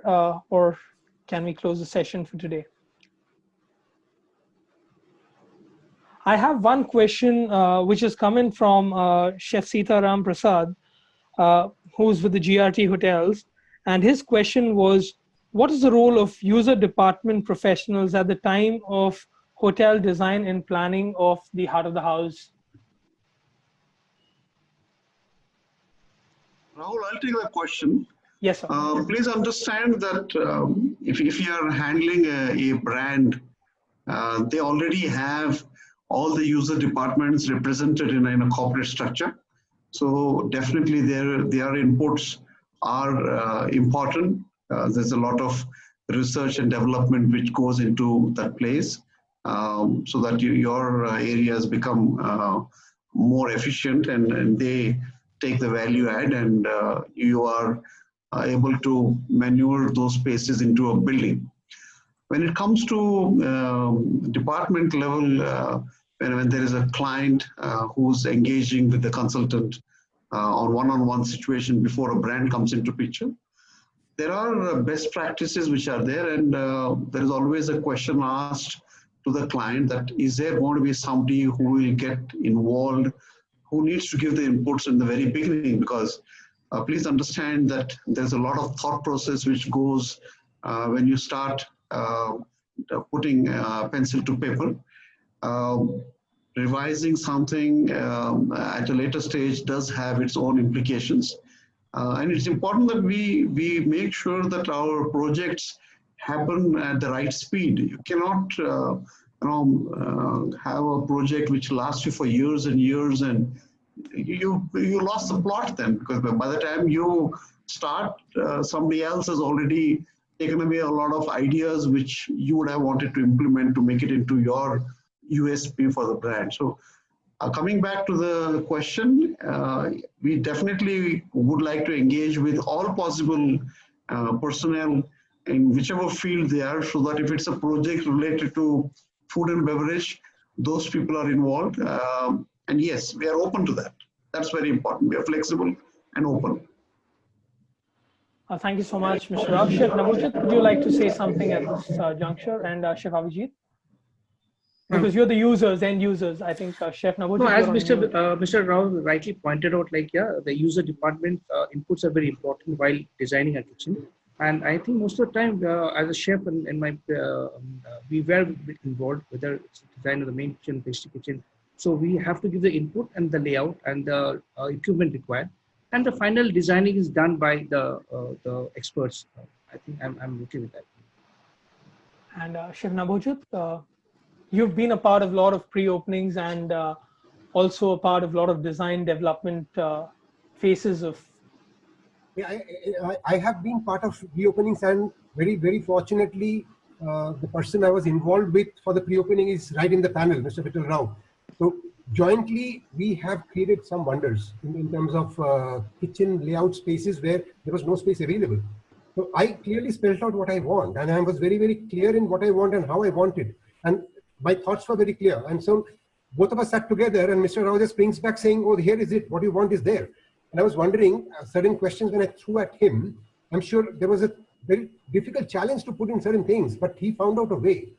And those were the examples. And in fact, 4 kitchens in a row were designed together with him in one of the hotels I worked.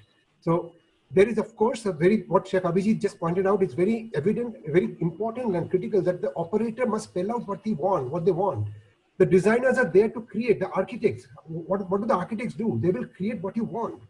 Architect will obviously put in suggestions, but operator needs to be very clear about what is my deliverable. How do I want to deliver? And then the architect, the MEP person, the designer all will come together and give you the product which you want to operate. So here I need to also reinforce what Chef Nabhojit says, is that in the role which we play, we are the bridge between various agencies, and that bridge helps the operations cross over into spaces which are very important, whether it is architectural spaces, interior spaces, or MEP spaces, for that matter, any part of any building. So that role is very important, and we always welcome everybody on that bridge and make sure that it becomes a successful project. At the end of the day, that's what is the real takeaway for a particular project. Yes, we have the last question for the day from Mr. Dayal Advani. I have just unmuted him. Yeah. Mr. Advani, your question, sir. Yeah, Rahul, thank you. I really appreciate Mr. Rao answer the question on the back of the house percentage areas, because that question all facility planners like us are asked. And that area is always in proportion to the size of the outlets, number of outlets, number of hotel rooms, the number of staff and all that. And all the related facilities, including MEP, is based on all that. And what is important is the question being asked is that we don't have to think that the pandemic is going to go soon. It might stay on for 2 years, for 3 years. So what are the new projects which are coming up immediately? And the developers are proceeding with the implementation of the project. What spaces they have to create forever for food safety and sanitation standards to be maintained, which might permanently stay in the FSSAI Act. So that needs a critical study. So we don't need a healthcare specialist to advise us on various aspects.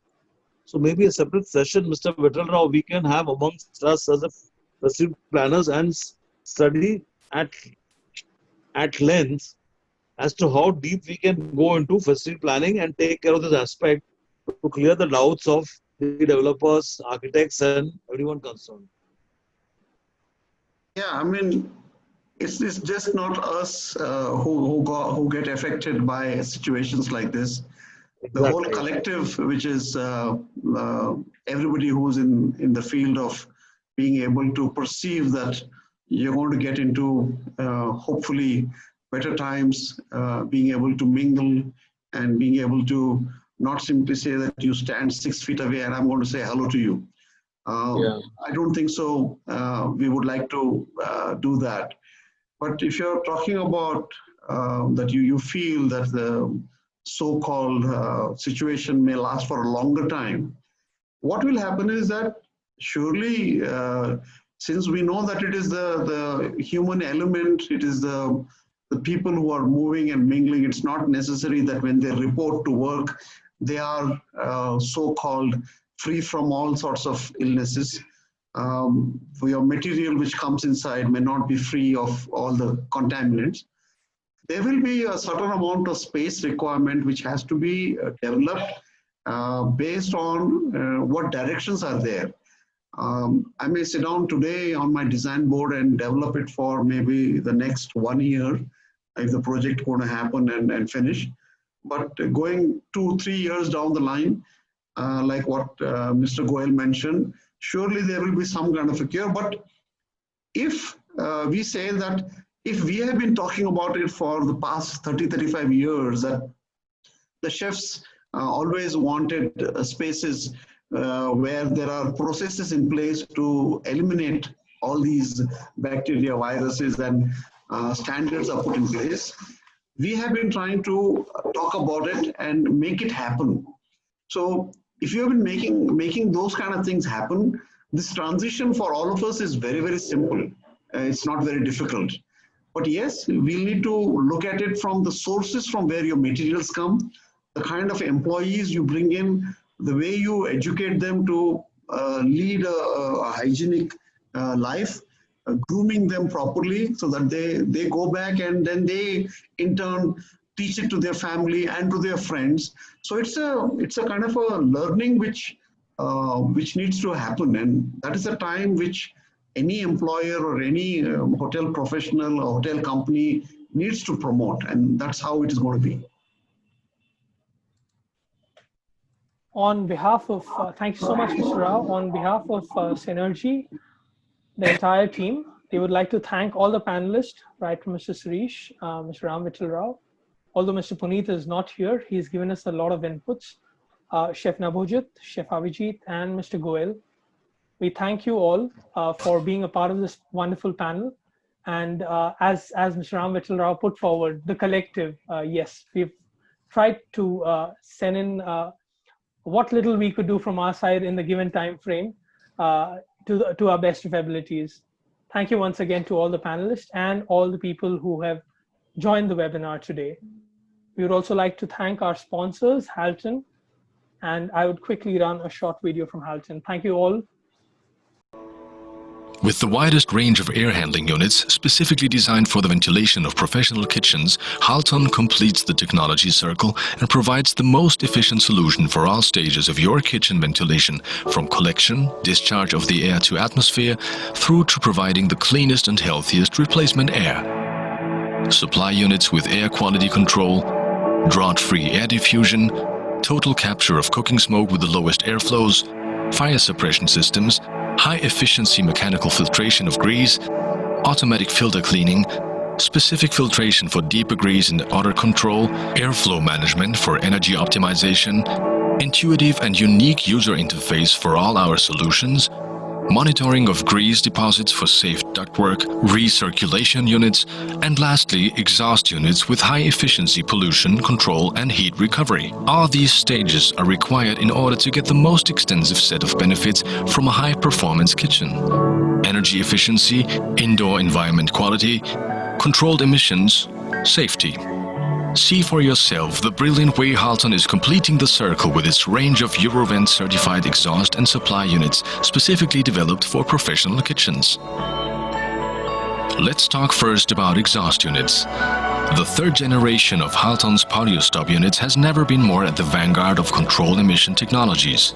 Grease, odors, moisture, smoke and the inevitable headaches linked to fire safety, hygiene and neighborhood complaints become history, points which are often overlooked when considering only the initial investment. In the field of emission control, there are no universal solutions applicable to all types of cooking.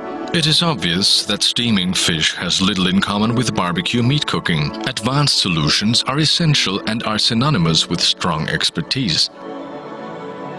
Halton's ESP, electrostatic precipitator, is the first cornerstone of Polyostop unit's efficiency. It was specifically designed to be Polyostop's first line of defense by removing most of the unwanted moisture from the airstream, much of the particulate matter generated by the cooking process. The exhaust air first crosses an ionization cell where it is subjected to a powerful magnetic field. Some electrons are removed from the particles, giving them a positive charge. It only remains then to collect them in the collector cell, where they are subjected to another magnetic field. Particles are strongly attracted and held by the earth plates, even the smallest ones. Combined with bag and HEPA as backup filters, the overall instant and constant efficiency exceeds 96.5% for particles down to 0.3 mi. Amazing! No grease deposits downstream, leading to highest fire safety and hygiene, huge money savings on the cleaning. Halton's ESP is not only efficient on solid, fine and ultrafine particles, it also acts on the moisture by collecting liquid droplets.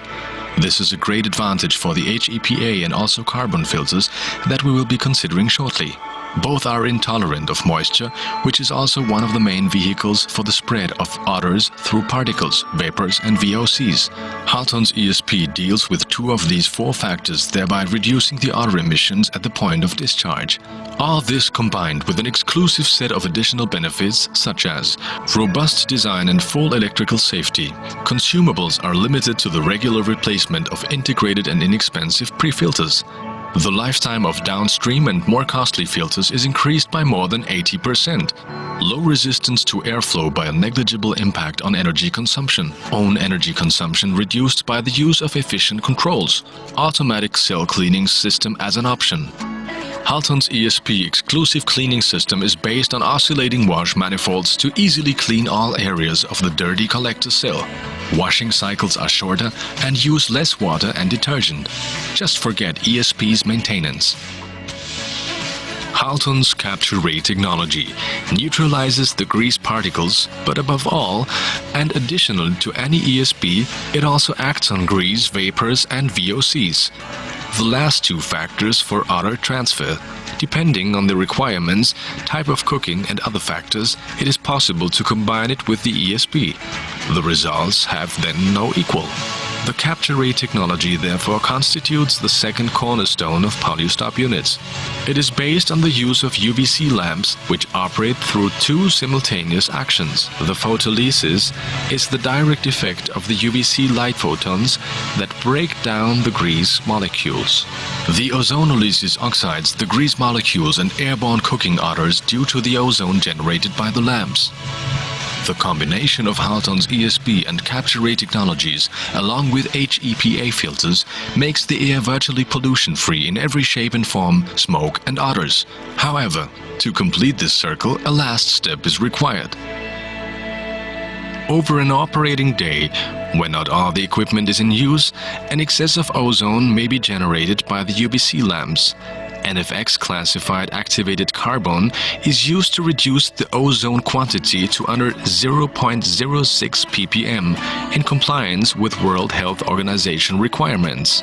Contrary to preconceived ideas, the purpose of the activated carbon is not to treat odors, and this is fortunate. Whatever its type, activated carbon filters have a very limited lifetime if used to directly deal with cooking odors. We can sometimes talk about days. Nothing comparable with Halton's ozone-specific carbon filters lifetime that varies from 52 to 104 weeks, and the associated reduction of operating costs.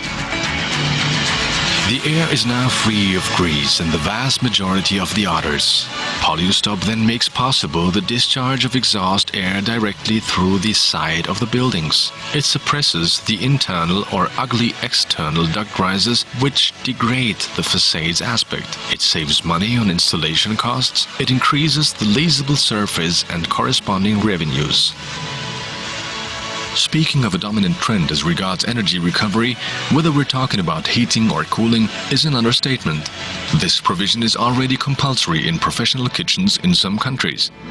The absence of deposits on the exchange surfaces facilitates the recovery effectiveness at a constant level over time and to greatly limit heat exchanger maintenance and cleaning costs. Polyustop can be equipped with an energy exchanger to preheat or pre-cool the fresh air or domestic hot water all year. Let's now contemplate an even more energy-efficient combination.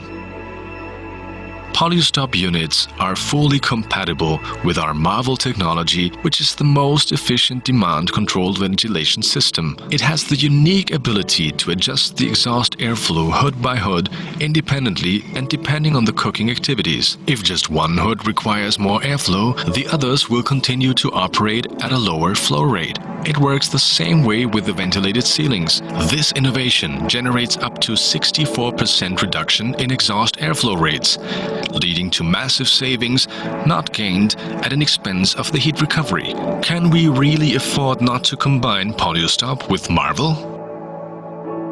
All these technologies are as advanced as the control interface is user-friendly.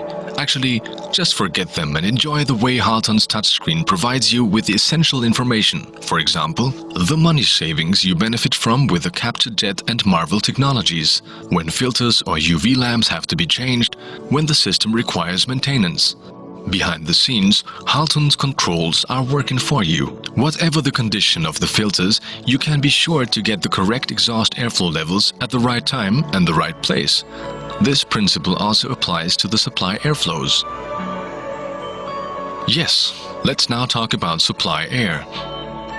The Halton Aerolith range of highly efficient air handling units is designed to provide the strongest hygiene requirements inside the professional kitchen. It is not only a question of blowing the air in. Whatever its level, hygiene can rapidly become compromised if a correct balance between supply and exhaust is not kept at all times and in each area of the kitchen. Balance is key to hygiene and prevents air transfers from areas considered as polluted, such as dishwashing, to clean areas. It becomes even more challenging when a DCV system like Marvel is used, as the exhaust airflow rates are constantly adjusted. The supply has to strictly follow the rhythm. To reach that goal, Aerolith units have to be combined with VAV. Thank you once again to all the panelists and to our sponsors and Synergy for hosting the webinar, and to all the members who have taken their time out to attend this session. Thank you one and all.